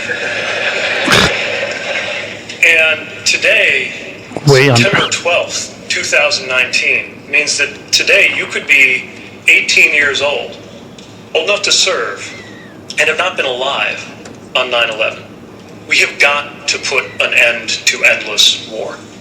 And the way we do it is see to it that that country will never again be used for an attack against our homeland, and that does not require an open-ended commitment of ground troops. Let me say something else, because if there's one thing we've learned about Afghanistan, from Afghanistan, it's that the best way not to be caught up in endless war is to avoid starting one in the first place. And so, when I am president, an authorization for the use of military force will have a built-in 3-year sunset.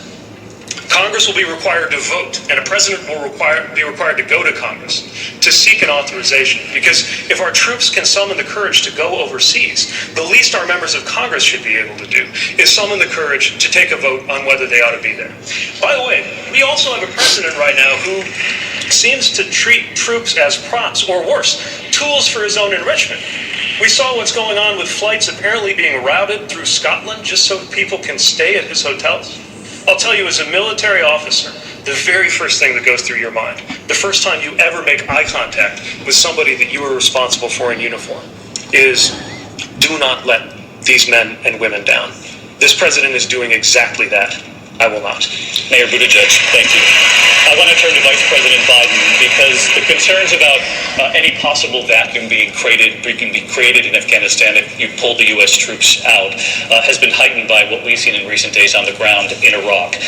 When you were Vice President, President Obama turned to you to bring the troops home from Iraq. You have said on the campaign trail, quote, I made sure the president turned to me and said, Joe, get our combat troops out of Iraq. There was a major drawdown of U.S. troops, and then ISIS seized, by some estimates, 40% of the territory in Iraq. You then had to send thousands of troops back in. Was it wrong to pull out of Iraq that quickly, and did the move actually help ISIS take hold? No, it wasn't wrong to pull up. I'm going to answer the Afghanistan question. I've been in and out of Afghanistan, not with a gun, and I've admired my friend for his service. But I've been out of Afghanistan, I think, more than anybody on this, and it's an open secret. You reported a long time ago, George, that I was opposed to the surge in Afghanistan. The whole purpose of going to Afghanistan was to not have a counterinsurgency, meaning that we're going to put that country together. It cannot be put together. Let me say it again. It will not be put together. It's 3 different countries. Pakistan owns the 3 counties, the 3 provinces in the east. They're not any part of it. The Connies run it. I will go on and on, but here's the point. The point is that it's a counter-terrorism strategy. We can prevent the United States from being the victim of terror coming out of Afghanistan by providing for bases, and insist that Pakistanis provide bases for us to airlift from and to move against what we know. We don't need those troops there. I would bring them home. And Joe Dunford's a fine guy, but this has been an internal argument we've had for 8 years. With regard to Iraq, the fact of the matter is that I should have never voted to give Bush the authority to go in and do what he said he was going to do. The AUMF was designed, he said, to go in and get the Security Council to vote 15-0 to allow inspectors to go in to determine whether or not anything was being done with chemical weapons or nuclear weapons. And when that happened, he went ahead and went anyway without any of that proof. I said something that was not meant the way I said it. I said from that point on, what I was argued against in the beginning, once he started to put the troops in, was that in fact we were doing it the wrong way. There was no plan. We should not be engaged. We didn't have the people with us. We didn't have our alliance. We didn't have allies with us, etc. And it was later when we came into office, the president turned to me and said, Joe, when they said we had a plan to get out, he turned to the whole security and said, Joe will organize this, get the troops home.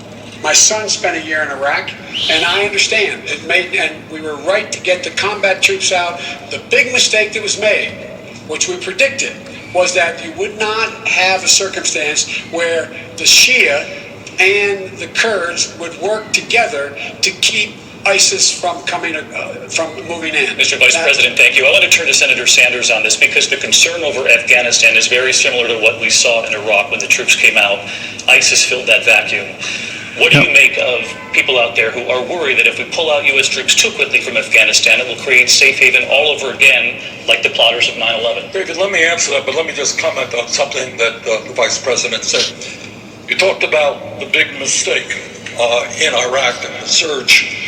The truth is, the big mistake, the huge mistake, and one of the big differences between you and me, I never believed what Cheney and Bush said about Iraq. It was bullshit. Against the war in Iraq and help lead the opposition. And it's sad to say, I mean, I kind of, had the feeling that there would be massive destabilization in that area if we went into that war. As the former chairman of the Senate Committee on Veterans Affairs, I want to pick up on what Pete said. We cannot express our gratitude to all of the men and women who have put their lives on the line to defend us, who have responded to the call of duty. But I think also I am the only person up here to have voted against all three of Trump's military budgets. I don't think we have to spend Elizabeth Warren voted for one of them. $1 billion a year on the military, but we don't even know who our enemy is. I think that what we have got to do is bring this world together. Bring it together on climate change. Bring it together in fighting against terrorism. And make it clear that we as a planet, as a global community, will work together to help countries around the world rebuild their struggling economies and do everything that we can to rid the world of terrorism. But dropping bombs on Afghanistan and Iraq was not the way to do it. Senator Sanders, thank you. I want to take this to Mr. Yang. You share the stage, as you know, when we talk about troops in Iraq and Afghanistan with the Vice President who was in the Situation Room, with senators who are on the Senate Armed Services, the Foreign Relations Committees, with an Afghanistan veteran who is on the stage tonight. As you share the stage with these candidates, what makes you the most qualified on this stage to be Commander-in-Chief? I've signed a pledge to end the forever wars. We've been in a state of continuous armed conflict for 18 years, which is not what the American people want. We have to start owning what we can and can't do. We're not very good at rebuilding countries, and if you want proof, all you have to do is look within our own country at Puerto Rico. We've spent trillions of dollars to unclear benefits, lost thousands of lives, and thank you, Pete, for your service. And the goal has to be to rebuild the relationships that have made America strong for decades. I would lead our armed forces with restraint and judgment. What the American people want is simply a president who has the right values and point of view, and they can trust to make the right decisions when it comes to putting our young men and women into harm's way. And that's what I would do as president. Mr. Yang, thank you. Pretty good answer. Jorge, thank you very much. Vamos a hablar de América Latina. You haven't been asked about Latin America in the previous debate, so let's begin. Senator Sanders, one country where many immigrants are arriving from Venezuela. Venezuela. There you go. A recent UN fact-finding mission found that thousands have been disappeared, tortured, and killed by government forces in Venezuela. You admit that Venezuela does not have free elections, but still you refuse to call Nicolás Maduro un dictador, a dictator. Can you explain why, and what are the main differences between your kind of socialism and the one being imposed in Venezuela, Cuba, and Nicaragua? Well, first of all, let me be very clear. anybody who does what Maduro does is a vicious tyrant. What we need now is international and regional cooperation for free elections in Venezuela so that the people of that country can create their own future. In terms of democratic socialism, to equate what goes on in Venezuela with what I believe is extremely unfair. Yeah. I'll tell you what I believe in terms of democratic socialism. I agree with what goes on in Canada and in Scandinavia, guaranteeing health care to all people as a human right. I believe that the United States should not be the only major country on earth not to provide paid family and medical leave. I believe that every worker in this country deserves a living wage and that we expand the trade union movement. I happen to believe also that what, to me, democratic socialism means is we deal with an issue we do not discuss enough, Jorge, not in the media and not in Congress. You got 3 people in America owning more wealth than the bottom half of this country. You got a handful of billionaires controlling what goes on in Wall Street, the insurance companies, and in the media. Maybe, just maybe, what we should be doing is creating an economy that works for all of us, not 1%.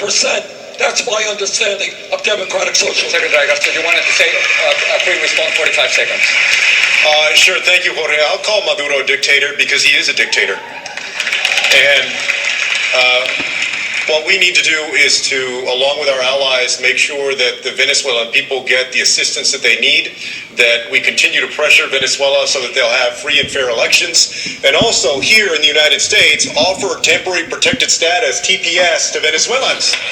That is something that the Trump administration has failed to do. For all of his big talk about supporting the Venezuelan American community, he has failed. I will not. I also believe that we need to do things like a 21st century Marshall Plan for Honduras, El Salvador, and Guatemala so that people can find safety and opportunity at home instead of having to make the dangerous journey to the United States. And under my administration, we're going to put renewed focus on Latin America. It makes sense. They are neighbors and we have a lot of things in common. It also makes sense that because we have a country like China that is going around the world to places like Africa and Latin America, making their own relationships, strengthening those. The United States needs to strengthen its partnerships in Latin America immediately, and I will. Senator Booker, let me ask you about Brazil. After the recent fires in the Amazon, some experts suggested that eating less meat is one way to help the environment. You are a vegan since 2014. That's obviously a personal choice. But President Trump and Brazil's President Bolsonaro are concerned that climate change regulations could affect economic growth. So should more Americans, including those here in Texas and in Iowa, follow your diet? First of all, I want to say no. Actually, I want to translate that into Spanish. No.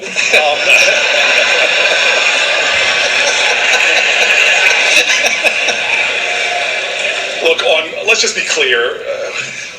The factory farming going on that's assaulting this corporate consolidation of the agriculture industry, one of the reasons why I have a bill to put a moratorium on this kind of corporate consolidation is because this factory farming is destroying and hurting our environment, and you see independent family farmers being pushed out of business because of the kind of incentives we are giving that don't line up with our values. That's what I'm calling for. But I want to switch because we don't have crowded debate stage. We were talking about Afghanistan and Iraq. It annoys me that we had a conversation about our troops overseas and we didn't say one word about veterans in our country. We have a shameful reality in America that we send people off to war and they often come home with invisible wounds, hurts, and harms. They're disproportionately homeless. You hear stories about women waiting for months for gynecological care through the VA. It is very important that as we as a country understand that we are not going to solve every problem with this outrageous increased militarism, that we also make sure that we stand up for the people that stood for us. We end our national anthem with Home of the Brave. It's about time we make this a better home for our bravest. Congressman O'Rourke, Hurricane Harvey hit this town 2 years ago, and not only is the Amazon burning, Greenland is melting at a record pace. The last 5 years have been the hottest ever recorded, and we have a viewer's question. question about this. What meaningful action will you take to reverse the effects of climate change? And can we count on you to follow through if your donors are against it? Yes, we will follow through regardless of the political consequences or who it offends, because this is the very future of our planet and our ability for our children and grandchildren to be able to survive on it. We will make sure that we get to net zero greenhouse gas emissions no later than the year 2050, that we are halfway there by 2030, that we mobilize $5 trillion over the next 10 years to do that, that we invest here in Houston, Texas, with pre-disaster mitigation grants to protect those communities that are vulnerable to flooding, given the fact that this town has seen 3 500-year floods in just 5 years. You'd like to think you're good for 1,500 years, but you're not. They're coming faster and larger and more devastating than ever. We're also going to make sure that we free ourselves from a dependence on fossil fuels and embrace renewable wind and solar energy technology, as well as the high-paying, high-skill, high-wage jobs that come along with that. And then we're going to pay farmers for the environmental services that they want to provide, planting cover crops, keeping more land under conservation, using no-till farming. Regenerative agriculture can pull carbon out of the air and can drive it and sequester it into the soil. That's the way that we're going to meet this challenge, and we're going to bring everyone into the solution. Many of you want to comment? Let's try to see if we can go very fast. Senator Klobuchar. Thank you. This is the existential crisis of our time. It's, that movie, The Day After Tomorrow? It's today. We have seen a warming in our world like never before. We're seeing that movie like a million times. Flooding in Houston, fires in the West. And I think having someone leading the ticket from the Midwest will allow us to talk about this in a different way and get it done. On day one, I will get us back into the International Climate Change Agreement. On day two, I will bring back the clean power rules that President Obama had worked on. On day three, I will bring back the gas mileage standards. You can do all that without Congress, which is good. On day 4, 5, and 6, I will, working with Congress and mayors and business people all over the country, introduce sweeping legislation to get at that 2050 goal. And on day 7, you're supposed to rest, but I won't. This is what we need to do if we're going to get at climate change. We have to take this on as a crisis that's happening right now. Senator Warren, should American foreign policy be based around the principle of climate change? Yes. We need to work on every front on climate change. It is the threat to every living thing on this planet, and we are running out of time. Every time the scientists go back, they say we have less and less time than we thought we had. But that means we've got to use all the tools. One of the tools we need to use are our regulatory tools. I have proposed, following Governor Inslee, that we, by 2028, cut all carbon emissions from new buildings. By 2030, carbon emissions from cars, and by 2035, all carbon emissions from the manufacture of electricity. That alone, those three, will cut our emissions here in the United States by 70%. We can do this. We also need to help around the world to clean, but understand this one more time. Why doesn't it happen? As long as Washington is paying more attention to money than it is to our future, we can't make the changes we need to make. We have to attack the corruption head on so that we can save our planet. Senator Harris, 45 seconds. When I think about this issue, it really is through the lens of my baby nieces who are 1.5 and 3 years old. When I look at what is going to be the world if we do nothing when they turn 20, I'm really scared. And when I've been in the United States Senate for now the last 2.5 years, and I look at our counterparts, the Republicans in the United States Senate, they must be looking at their children, and then when they look at the mirror, I don't know what they see, but it's a lack of courage. And this is an issue that, yes, it represents an existential threat. It is also something we can do something about.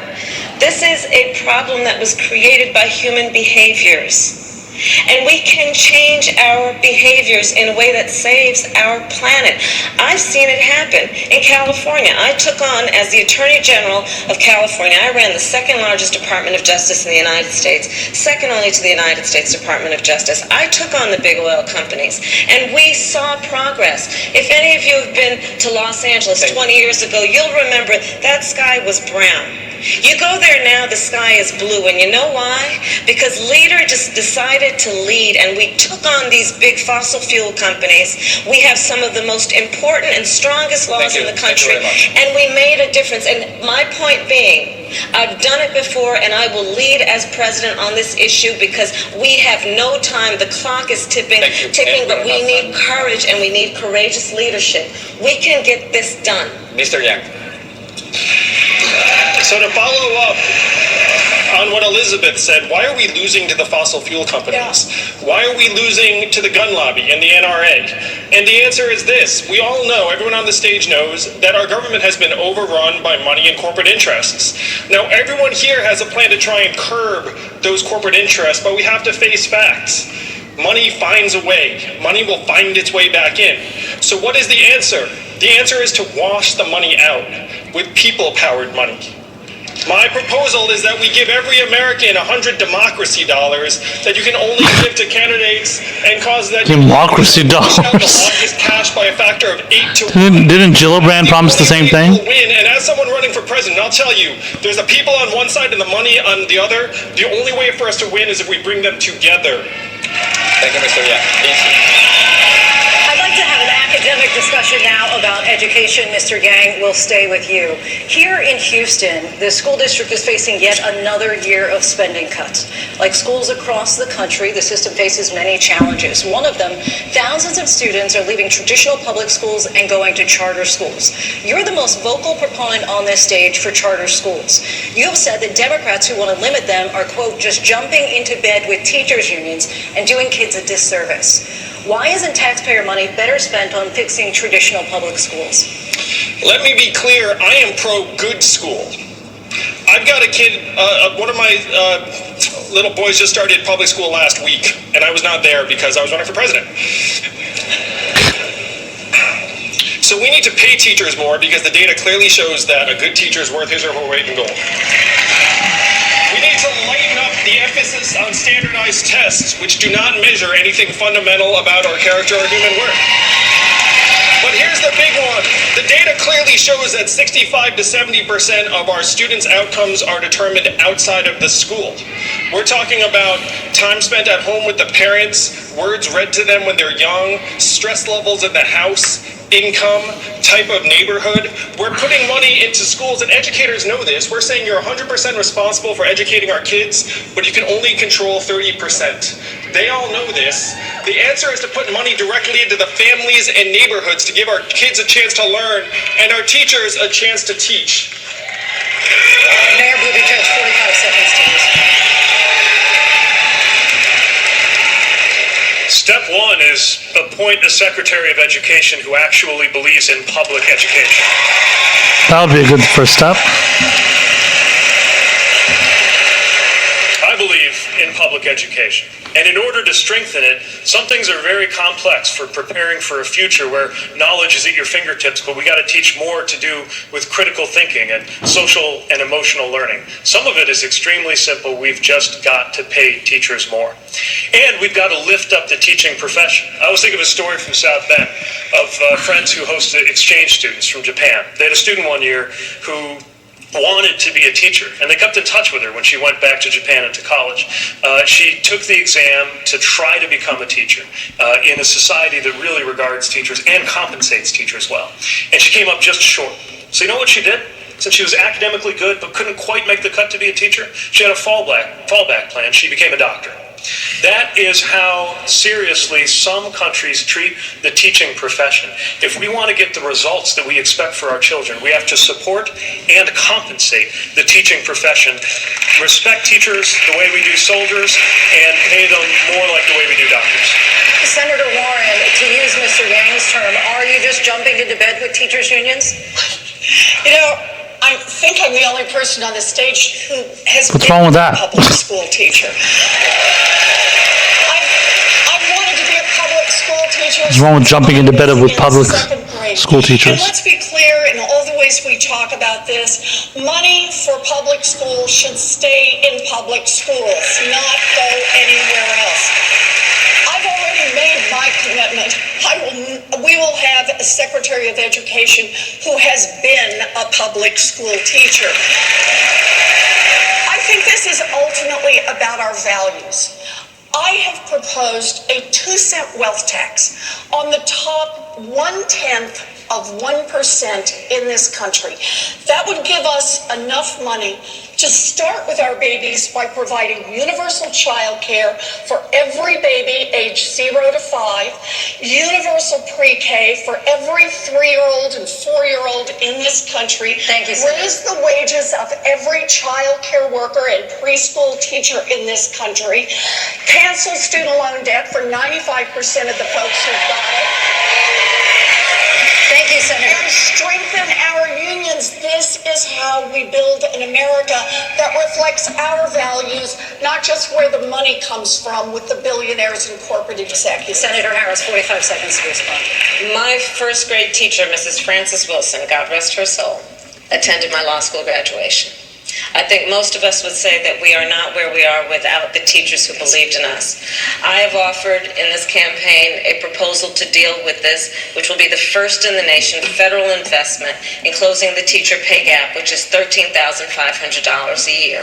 Because right now in our public schools, our teachers, 94% of them are coming out of their own pocket to help pay for school supplies. And that is wrong. I also want to talk about where we are here at TSU and what it means in terms of HBCUs. I have, as part of my proposal, that we will put $2 trillion into investing in our HBCUs for teachers because one, as a proud graduate of a historically black college and university, I will say that it is our HBCUs that disproportionately produce teachers and those who serve in these many professions. But also, Thank you, Senator. But this is a critical point. If a black child has a black teacher before the end of 3rd grade, they're 13% more likely to go to college. If that child has had 2 black teachers before the end of 3rd grade, they're 32% more likely to go to college. So when we talk about investing in our public education system, it is at the source of so much. When we fix it, that will fix so many other things. We must invest in the potential of our children. Senator and I Sanders, strongly believe you can judge a society based on how it treats its children, and we are... Shut up. All right. Let the next person talk. Guess what? You're guessing. All right, here's the answer. We are the wealthiest country in the history of the world. And yet we have the highest child poverty rate of almost any country on earth. We have teachers in this country who are leaving education because they can't work 2 or 3 jobs to support themselves. Which is why, under my legislation, we'll move to see that every teacher in America makes at least $60,000 a year. What we will also do is not only have universal pre-K, we will make public colleges and universities and HBCUs debt-free. And what we will also do, because this is an incredible burden on millions and millions of young people who did nothing wrong except try to get the education they need. We are going to cancel all student debt in this country. Thank you, Senator. And Thank we you, are Senator. going to do that by imposing a tax on Wall Street speculation. Thank you, Senator. Mr. Great response. Very nice response. Talk to you about Finally, somebody says something like that. In a conversation about how to deal with segregation in schools back in 1975, you told a reporter, "I don't feel responsible for the sins of my father and grandfather. I feel responsible for what the situation is today, for the sins of my own generation, and I'll be damned if I feel responsible to pay for what happened 300 years ago." You said that some 40 years ago. But as you stand here tonight, What responsibility do you think that Americans need to take to repair the legacy of slavery in our country? Well, they have to deal with look, there is institutional segregation in this country. And from the time I got involved, I started dealing with that. Redlining, banks, making sure that we are in a position where, look, talk about education. I propose that what we take is those very poor schools, the Title I schools, triple the amount of money we spend from $15 to $45 billion a year. Give every single teacher a raise to the equal raise of getting out of the $60,000 level. Number two, make sure that we bring in to help the teachers deal with the problems that come from home. The problems that come from home. We have one school psychologist for every 1,500 kids in America today. It's crazy. The teachers are I'm married to a teacher. My deceased wife is a teacher. They have every problem coming to them. We have to make sure that every single child does in fact have 3, 4, and 5-year-olds go to school. Sure, the kids hear words. A kid coming from a very poor school, or a very poor background, will hear 4 million words fewer spoken by the time they get there. There's so much we... No, I'm going to go like the rest of them do, twice over, okay? Because here's the deal. The deal is that we've got this a little backwards. And by the way, in Venezuela, we should be allowing people to come here from Venezuela. I know Maduro. I've confronted Maduro. Number two, you talk about the need to do something in Latin America. I'm the guy that came up with $740 million to see to it those three countries, in fact, change their system so people don't have a chance to leave. You're all acting like we just discovered this yesterday. Thank you, Mr. Vice President. Secretary. Damn, all of a sudden Biden is getting angry. That's quite a lot.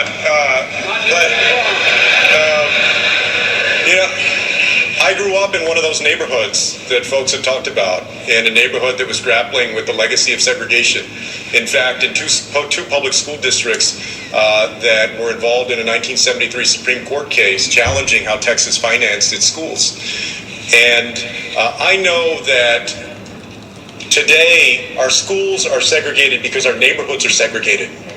Now, I have an education plan, like a lot of folks up here, that would pay teachers more, that would recruit diverse ranks of teachers, that would invest in our public schools. But I also believe that we have to connect the dots to uplift the quality of life, to invest in housing opportunity, to invest in job opportunity, to invest in community schools that offer resources like parents able to go back and get their GED, and healthcare opportunities, and those things that truly ensure that the entire family can prosper. Those are the types of things that we need to do, in addition to lifting up our public schools. You asked a second ago about charter schools. Look, it is a myth that charter schools are better than public schools. They're not.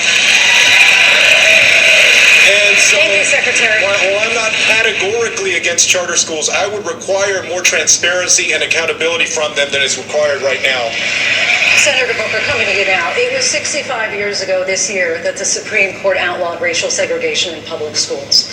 Yet for millions of students of color today, segregation remains a reality. Non-white districts typically receive $2,200 less per student than those in white districts.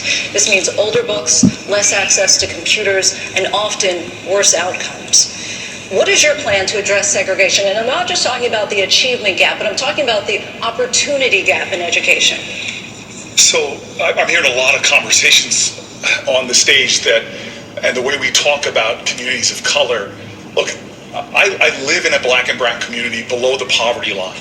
I've lived in public housing projects almost for a decade and saw the anguish of parents who are just so deeply frustrated that they don't have a school that serves their genius.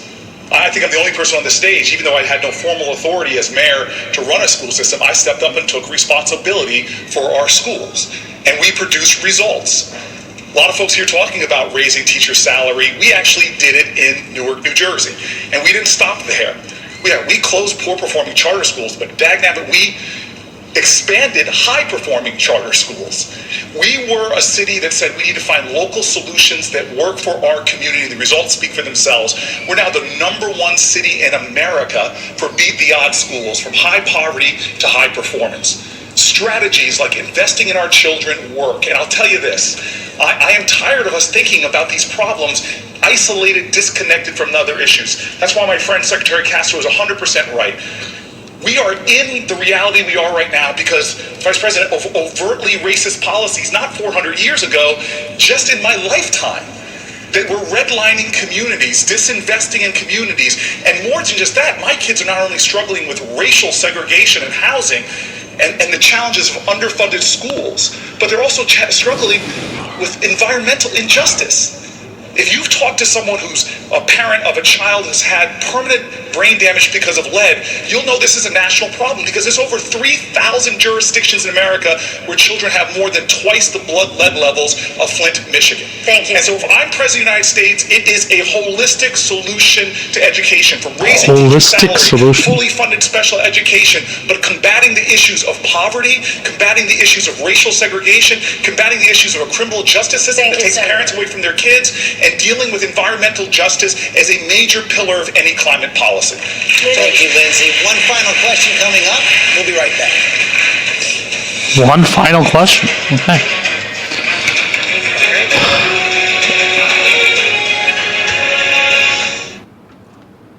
Well, yeah, it looks like. I mean, it looks like Bernie obviously is, again, he's giving good responses here. Elizabeth Warren kind of continuing to just make the best impression of Bernie. Joe Biden, as usual, sounding incoherent. And what was Cory Booker talking about? He was talking about a holistic approach. I mean, all those responses when it came to foreign policy were just terrible. I mean, majority of them were just kind of like, they were like, it was like an attempt at, it was just basically like an attempt to pander to whatever, to whatever Democratic constituency is out there in favor of, getting out of these wars, but like also doing it in a so-called pragmatic way, and it just seems like majority of the people that are voting in the Democratic primary, they just don't seem to really care about addressing the issue that is foreign policy, because they think, well, if President Obama was, waging these wars, whatever, they probably don't even know. They probably don't even know that Obama was waging 7 wars at one time. But let's just say hypothetically that they know that. They don't care about that because they say to themselves, okay, well, if Obama was doing it, then it must not be that bad if, let's say President Joe Biden were to do it. Oh, big deal. Yeah, he's perfectly fine. It's perfectly fine for him to continue the wars that we're in right now. Whereas if Bernie Sanders was president and he's pushing for something like this, to many people that are voting for Democrats, they're like, to them, it's like, what? I don't know. What's the big deal? Obama was doing wars too. Why does this Bernie Sanders guy want to come in here and get rid of them? It must be good because we're, spreading democracy all over the place and we're saving the, helping brown people from, the dictatorships that they have to deal with in the Middle East, which to a large, or not even large, probably more of a small extent, it's true. I mean, the intention among people that are voting for these Democrats is like, yeah, get rid of all these terrible dictators that are fucking up all these countries. And I also think that they think that the Democratic candidates are in favor of like actually spreading democracy when in reality they're not. But that's what that's what I'm saying though. The voters are just too dumb and they just believe that, well, they're Democrats and they're not Republicans, so they must be doing good things that are not the same as Republicans, when in reality, the Democrats just basically believe in, and I think Kyle Kalinske of Secular Talk has mentioned how the Democrats believe in soft imperialism, not like, okay, I guess the other one would be hard imperialism.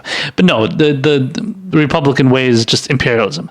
Whereas Democrats believe in soft imperialism because they basically they believe in oh yeah, let's not send in hundreds of thousands of troops. Let's just go and do drone strikes and targeted strikes and whatever, double taps and all that stuff, just like Obama was doing. And then, as long as we don't have troops on the ground and we have, what do they call it? Something like military advisors or something, some random word. It's some sort of it's some sort of kind of a Orwellian type of term where they call it military advisors. And in reality, they're just basically another version of troops on the ground. And they just don't call them troops, but they call them military advisors so that they could go in there and do, whatever they do. And a large part of that is just, the same kind of, military tactics that they would already be doing, even if it was troops anyway. So, I mean, it's not really, when you're dealing with Democrats, the foreign policy, large number of Democrats, you're dealing with a foreign policy that is not much different than Republicans. By the way, I just want to say that Bernie's response on Venezuela was not good. That was a response that he should have definitely, he shouldn't have used it as because all he really did was say, yes, Nicolas Maduro is a dictator, and the people that compare my, ideas to socialist, referring to Maduro, referring to other socialist leaders that have been referred to as dictators and fascists, my policies are not like them. So don't compare me to them, and then just remember that I support all of these. Democratic, social democratic policies. And he didn't refer to anything that had to do with foreign policy. So he said, "Oh yeah, I support, Medicare for all and free college and this and that. So living wage and whatnot." So his idea was just to differentiate himself from the other socialists that Republicans like to harp away on being fascists, essentially, which is bullshit. So it looks like we're going to start up here again. I think there's only one question left, apparently. We'll see what happens. No president can succeed without resilience. Every president confronts crises, defeats, and mistakes. So I want to ask each of you, what's the most significant professional setback you've had to face? How did you recover from it? And what did you learn from it? Vice President Biden. I never counted any professional setback I have as a serious setback. There's things that are important, things that aren't important. Now you can hear the protesters. There you go. What are they saying?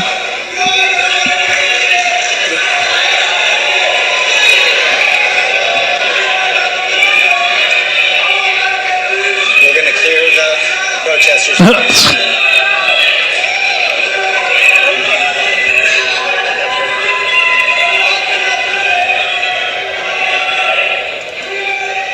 Senator Biden, we'll start the clock again.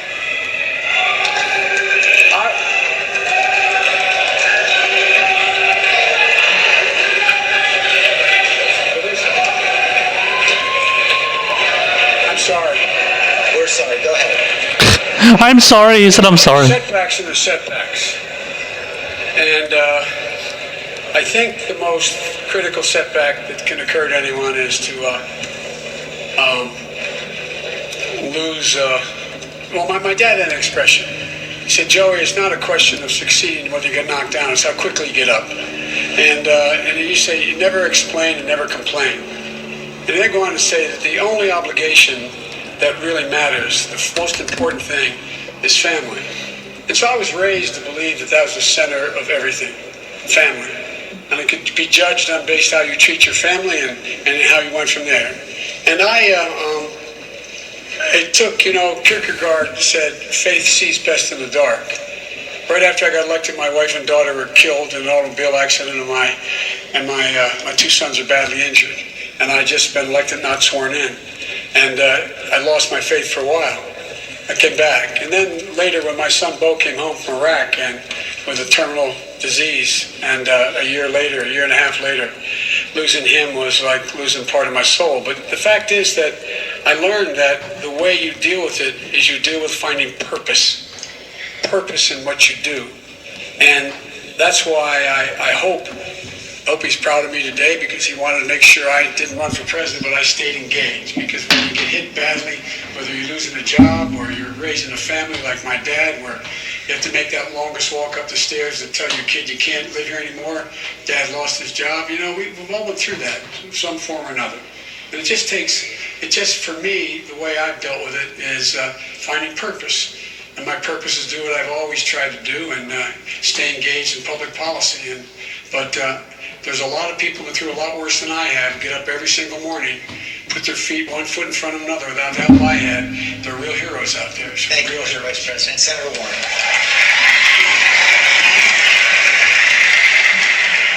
I mentioned earlier, I've known known what I wanted to be since second grade. I wanted to be a public school teacher. And I invested early. I used to line my dollies up and teach school. I had a reputation for being tough but fair. By the time I graduated from high school, my family didn't have money for a college application, much less to send me off to 4 years at a university. And my story, like a lot of stories, has a lot of twists and turns. Got a scholarship, and then at 19, got married, dropped out of school, took a minimum wage job, thought my dream was over. I got a chance down the road at the University of Houston. And I made it as a special needs teacher. I still remember that first year as a special needs teacher. I could tell you what those babies looked like. I had 4 to 6-year-olds. But at the end of that first year, I was visibly pregnant.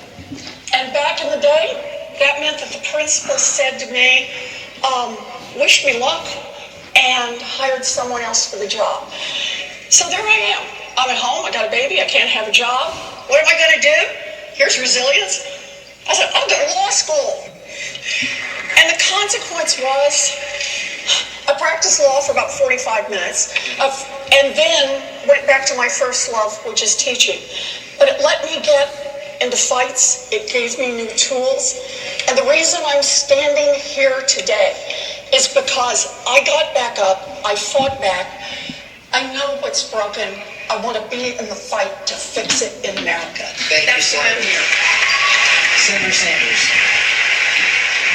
Resilience to me means growing up in a rent-controlled apartment in Brooklyn, New York, the son of an immigrant who came to this country without a nickel in his pocket.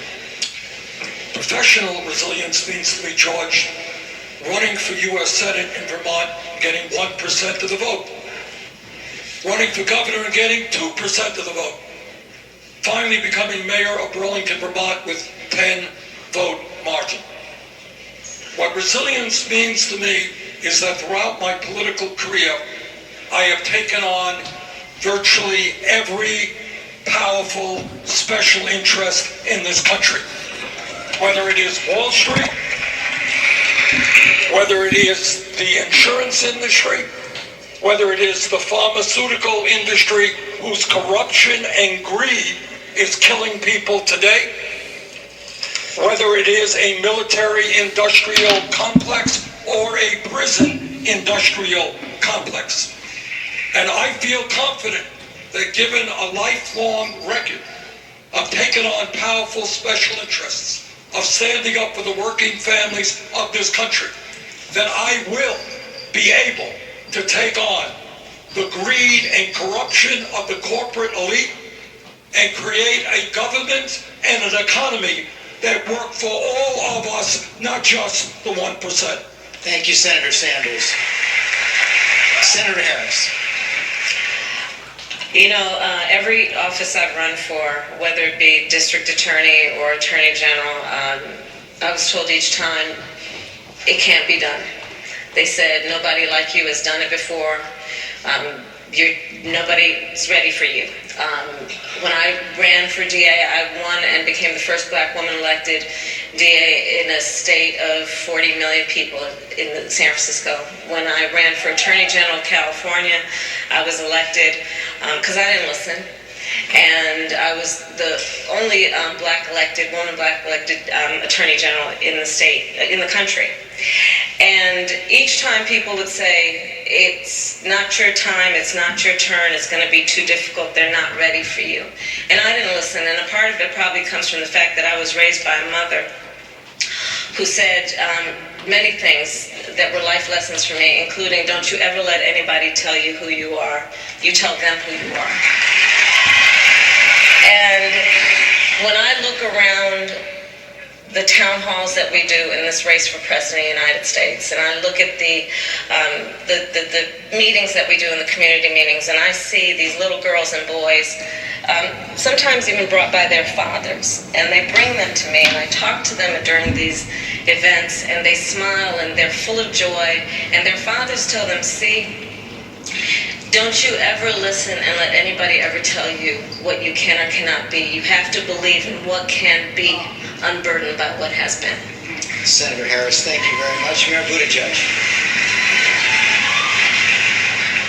You know, as military officers serving under Don't Ask, Don't Tell, and as an elected official in the state of Indiana when Mike Pence was governor, at a certain point, when it came to professional setbacks, I had to wonder whether just acknowledging who I was going to be the ultimate career-ending professional setback.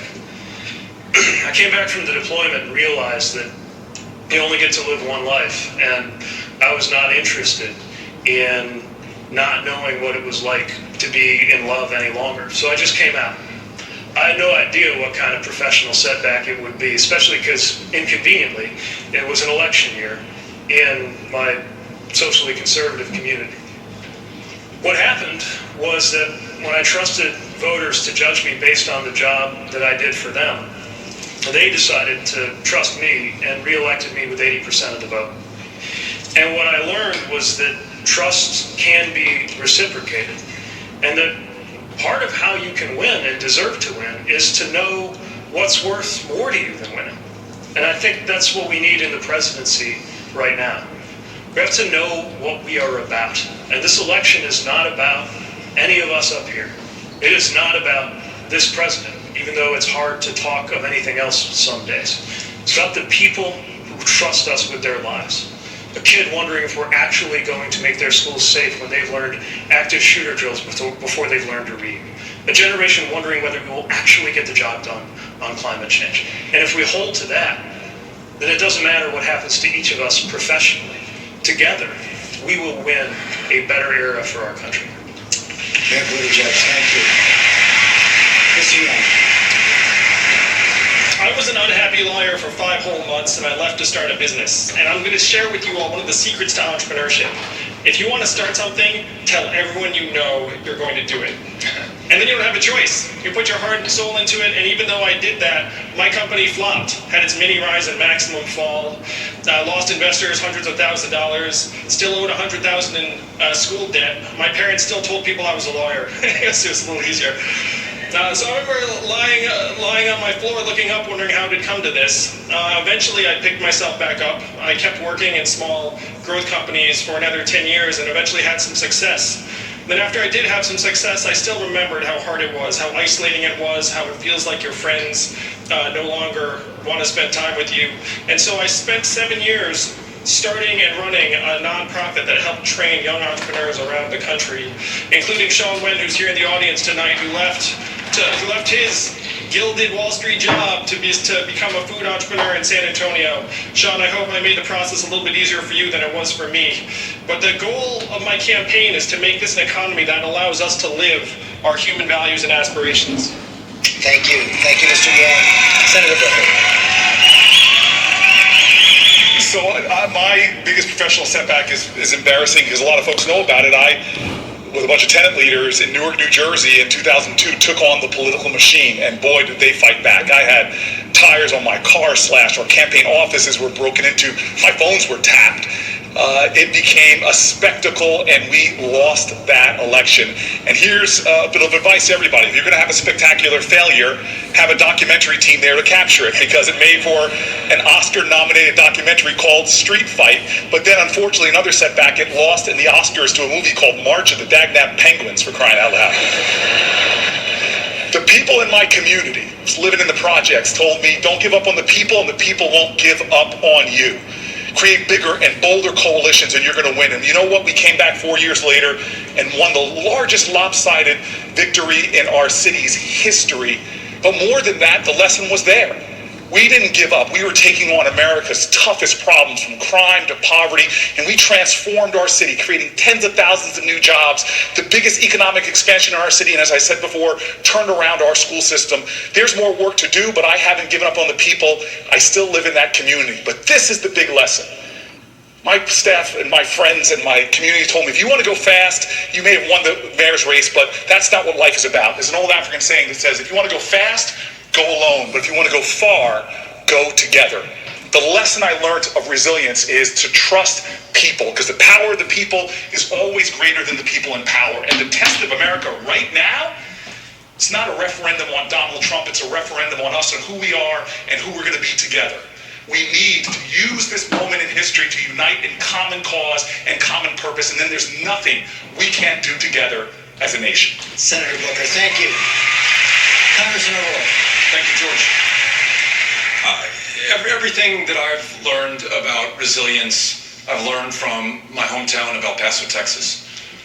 In the face of this act of terror that was directed at our community in large part by the President of the United States that killed 22 people and injured many more, we were not defeated by that, nor were we defined by that. The very thing that drew that killer to us is the very thing that helps us set the example for the rest of this country. We don't see our differences as disqualifying or dangerous. We see them as foundational to our success, to our strength, and to our security, and to our safety. Yesterday, I was visiting with one of those victims. He's the head coach of the Fusion. This is a girls' soccer team of 10 and 11-year-old girls. His name is Luis. He was shot in the legs multiple times. He was shot in the side multiple times. He's still healing from his wounds in the hospital, but from his hospital bed, he's still trying to coach the Fusion girls' soccer team. Memo, his co-coach, is still fighting for his life right now at Del Sol Hospital. Those two men, Jessica and Marcella, their wives, they exemplify resilience to me. And when we end this scourge of gun violence in this country, when we finally confront the racism that exists in America, when we're defined not by our fears, but instead by our aspirations and our ambitions, it will be in large part, I think, thanks to the example that El Paso has set. Congressman, thank you. Senator Klobuchar. My challenges and resilience have brought me up here. I grew up with a dad who struggled with alcoholism his whole life, and after his third DWI, he had a choice between jail and treatment. He chose treatment with his faith, with his friends, with our family, and in his words, he was pursued by grace. And that made me interested in public service because I feel like everyone should have that same right to be pursued by grace. I then got married. My husband's out there somewhere, hopefully smiling, and our daughter. And our daughter was born. I had this expectation we were going to have this perfect birth, and she was really sick, and she couldn't swallow, and she was in and out of hospitals for 1.5 years. But when she was born, they had a rule in place that you got kicked out of the hospital in 24 hours. She was in intensive care, and I was kicked out. And I thought this could never happen to any other mom again. So I went to the legislature, our state legislator, not an elected official, and mom, and I advocated for one of the first laws in the country guaranteeing new moms and their babies a 48-hour hospital stay. And when they tried to delay the implementation of that law, I brought 6 pregnant friends to the conference committee, so they outnumbered the lobbyists 2 to 1. And when they said, when should it take place, they all raised their hand and said, now. That is what motivated me to go into public service. And when I got to that gridlock of Washington, D.C., and got to work and pass over 100 bills, and I know a lot of my friends here from the left, but remember, I am from the middle of the country. And I believe if we're going to get things done, that we have to have someone leading the ticket with grit. Someone's going to not just change the policies, but change the tone in the country, and someone who believes in America and believes it from their heart because of where they came from, that everyone should have that same opportunity. Senator, thank you. Secretary Castro. Thank you, George, to Jorge, to Lindsay, and to David, and to all of y'all for tuning in tonight. In many ways, I shouldn't be here on this stage. You know, Castro is my mother's name and was my grandmother's name before her. I grew up in a single-parent household on the west side of San Antonio, going to the public schools. Eventually, my brother Joaquin and I became the first in our family to become professionals. And when I got home, I took a job at the biggest law firm in town. I was making $100,000 a year in the year 2000. A few months later, I got elected to the San Antonio City Council. And the City Council at the time was only paying $1,040 a year. So everybody had another job, and my job was at the law firm. Well, a few months after I got elected, the law firm got a client. And the client wanted those of us on the City Council to vote for a land deal. The land deal was that they wanted to build a golf course over our water supply. because we relied on an underground aquifer. I didn't think the Environmental Protection Plan was strong enough, so I wanted to vote against it, and my constituents wanted me to vote against it. But under the ethics rules for lawyers in Texas, because believe it or not, lawyers have ethics rules, you can't just go against the interests of a client, so I was stuck. On the one hand, I wanted to do the right thing. On the other hand, my livelihood, my student loans, my new house payment, my car payment depended on me shutting up, being conflicted out. So one day I walked into my law firm and I quit my job. And then I went and I voted against that land deal on the city council. And, you know, it was the first test that I had. And I think back to that because oftentimes we think of politics and you think of politics as dirty or corrupting. I wondered before I went in it whether it would change who I was. And I was proud that when that first test came, that I stood up for the people that I was there to represent and not for big special interests. There's nobody that gets tested more in a position of public trust than the President of the United States. This president has failed that test. But I want you to know that if you elect me president, I won't. I won't serve anybody except you and your family. And together, we can create an America that's better than ever. Thank you very much. Castro, thank you to all of our candidates. It was a great debate. I think we learned a lot tonight. Thanks to you. Thanks to Texas Southern University for hosting us tonight. It was a great crowd. Thank you. As well. Thanks to you. Thanks to everyone at home. The debate is over. Our coverage continues with Tom Yamas. And George, thank you. Okay, so that's the end of the debate. I'm sorry I was unable to hear a lot of those responses that were given. I was dealing with my cat a little bit. He was my little kitten. He was kind of running around, so I had to put him back in my room. But it looks like, based on what I saw from the Twitter,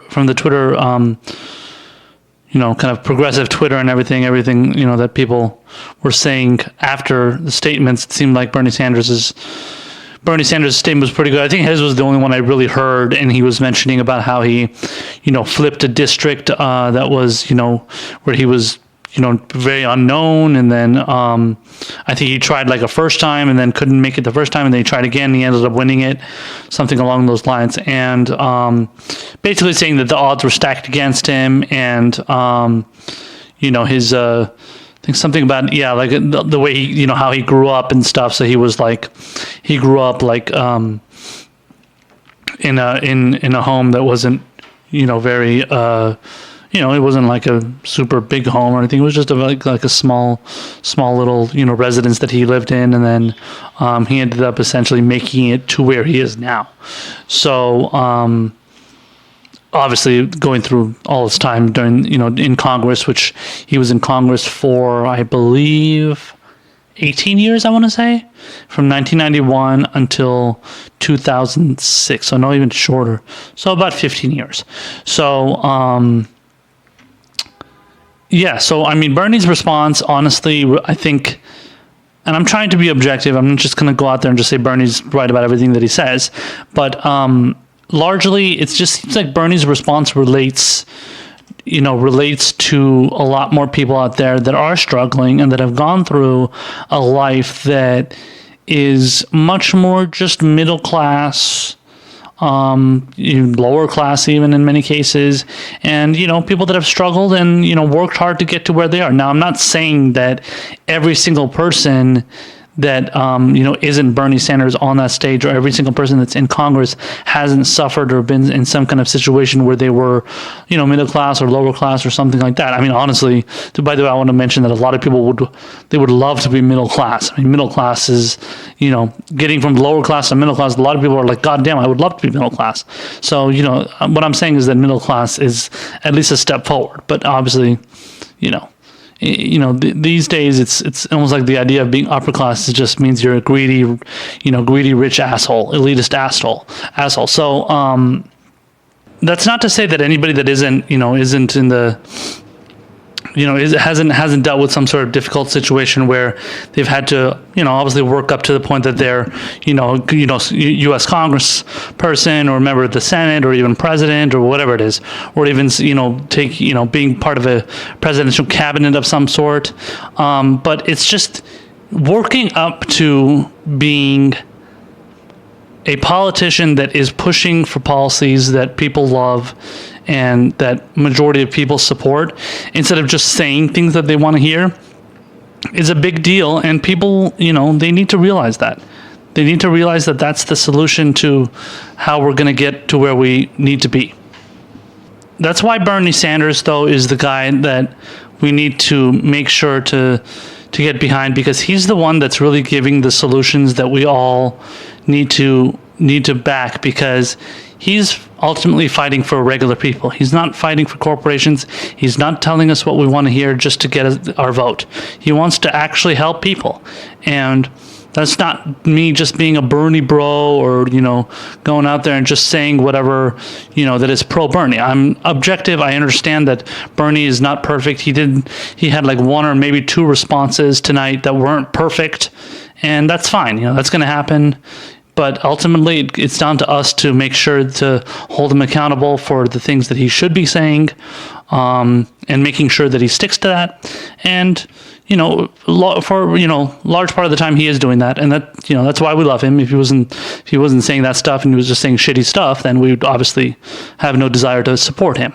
But he is out there for fighting for all the little guys out there, and it's important for us to continue supporting him and wanting to make sure that his policies get enacted. So I can assure people that if Bernie Sanders is the person that ultimately gets into office and is the person that represents the Democratic Party in 2020 against Donald Trump, and obviously representing all progressives as well, it's something that's going to definitely help this country, and it's something that we need and we're desperately begging for at this point, honestly, because we just can't seem to get it when it comes down to pretty much every election that we've ever had. I would say, I think largely every choice that has ever come up as far as past elections and stuff, they've all pretty much been shitty choices.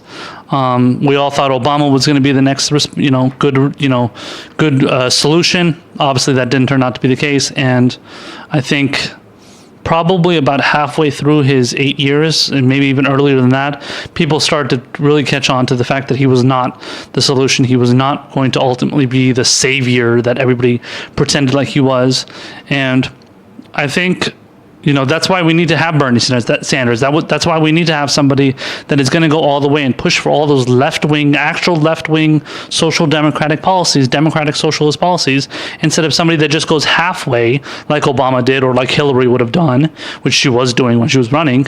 And, we need somebody that's legit, and we need somebody that's going to truly do the things that we want, and we're the populist things that we're desperately begging for.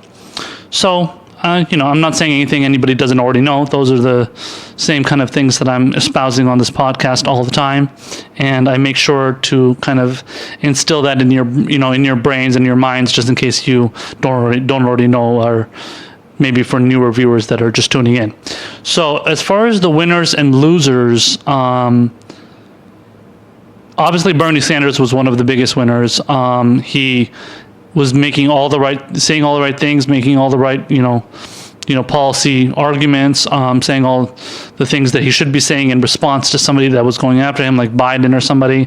Honestly, Bernie wasn't even attacked that much. Nobody was really, they were kind of ignoring him for the most part, it seemed like. Whether or not that was like a DNC tactic or not, I'm not sure, but he still stood out pretty well, I would say, especially with his closing remark, as I addressed. I thought Elizabeth Warren, again, was she did good in what she said. Ultimately, I don't believe that she truly means everything that she's saying, but she did say the right things if you want to go based on debate tactics and response and stuff. Yeah, she did well in that regard. And I thought Julian Castro did really well. He went after Pete Buttigieg. He went after Joe Biden really hard. Who else? And I think the last person that did well, I believe, was Andrew Yang.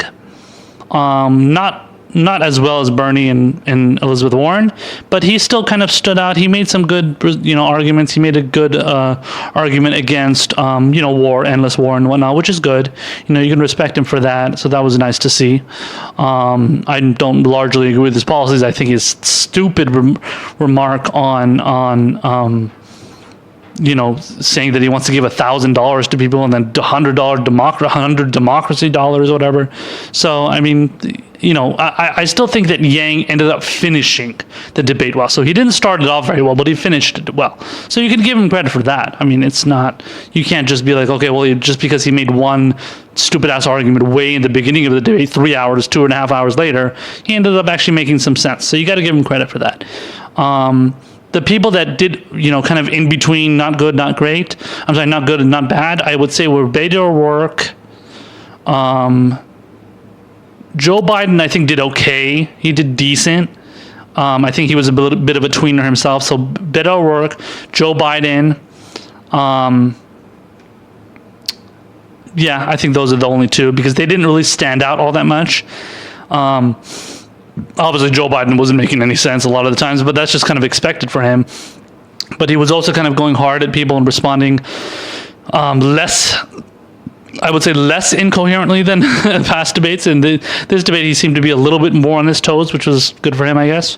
And I think the people that, and as far as Beto goes, he didn't really say anything all that interesting, and he was just, I think a couple of people mentioned on Twitter, they said I didn't even realize he was in the debate, and so he just didn't make much of an impact. So that's just the way it is with Beto. He's carefully flaming out, slowly flaming out. Buttigieg I would probably put I want to put him in that tweener section, but maybe in the lost section as well, because he got hit pretty hard by Julian Castro, and then he kind of made some shitty remarks when it came to foreign policy, where he was kind of talking about how I'm a veteran and all that stuff. I was in the military, blah blah blah, all that bullshit. So, and the fact that Castro went after him pretty hard is, that was pretty significant too, and it stood out, I think, in the minds of a lot of people. And then the people that lost, I believe, were Amy Klobuchar, Cory Booker, and Kamala Harris. And ultimately, I honestly would be surprised if Kamala Harris doesn't drop out between now and the next debate.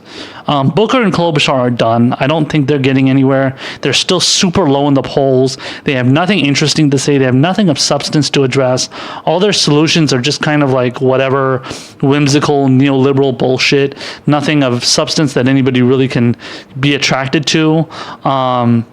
And then Kamala Harris, I largely think that she lost because, again, she was seen as this top-tier candidate, and now she's just in free fall. After Tulsi Gabbard took her out, and for that reason alone, Tulsi Gabbard deserved to be in this debate. But since Tulsi Gabbard, called her out so badly in the last debate, she's been in free fall mode ever since, and her poll numbers have completely dived. They've been in a nosedive trajectory, and that's just the way it is. And I keep telling people I hope she drops out, because she's so inauthentic. She is so uninteresting to listen to.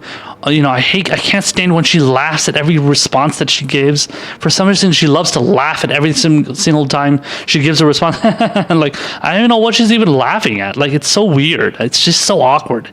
And, she thinks she's all prophetic and, saying all these, inspiring things and stuff.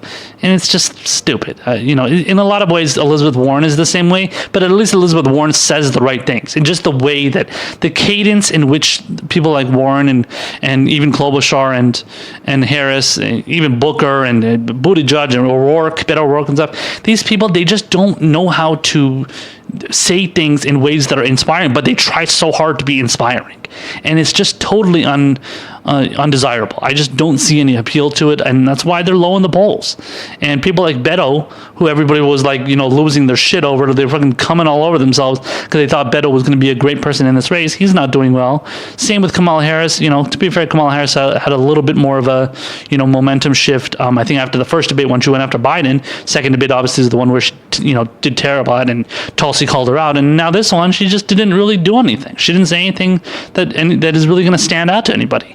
And she's the person that really is just the fact that people just expected her to do so well way in the beginning, and were like, fawning all over her. The fact that she's doing so badly right now should say a lot about why people should not even want her in this race, because it shows that she can't maintain any kind of consistency.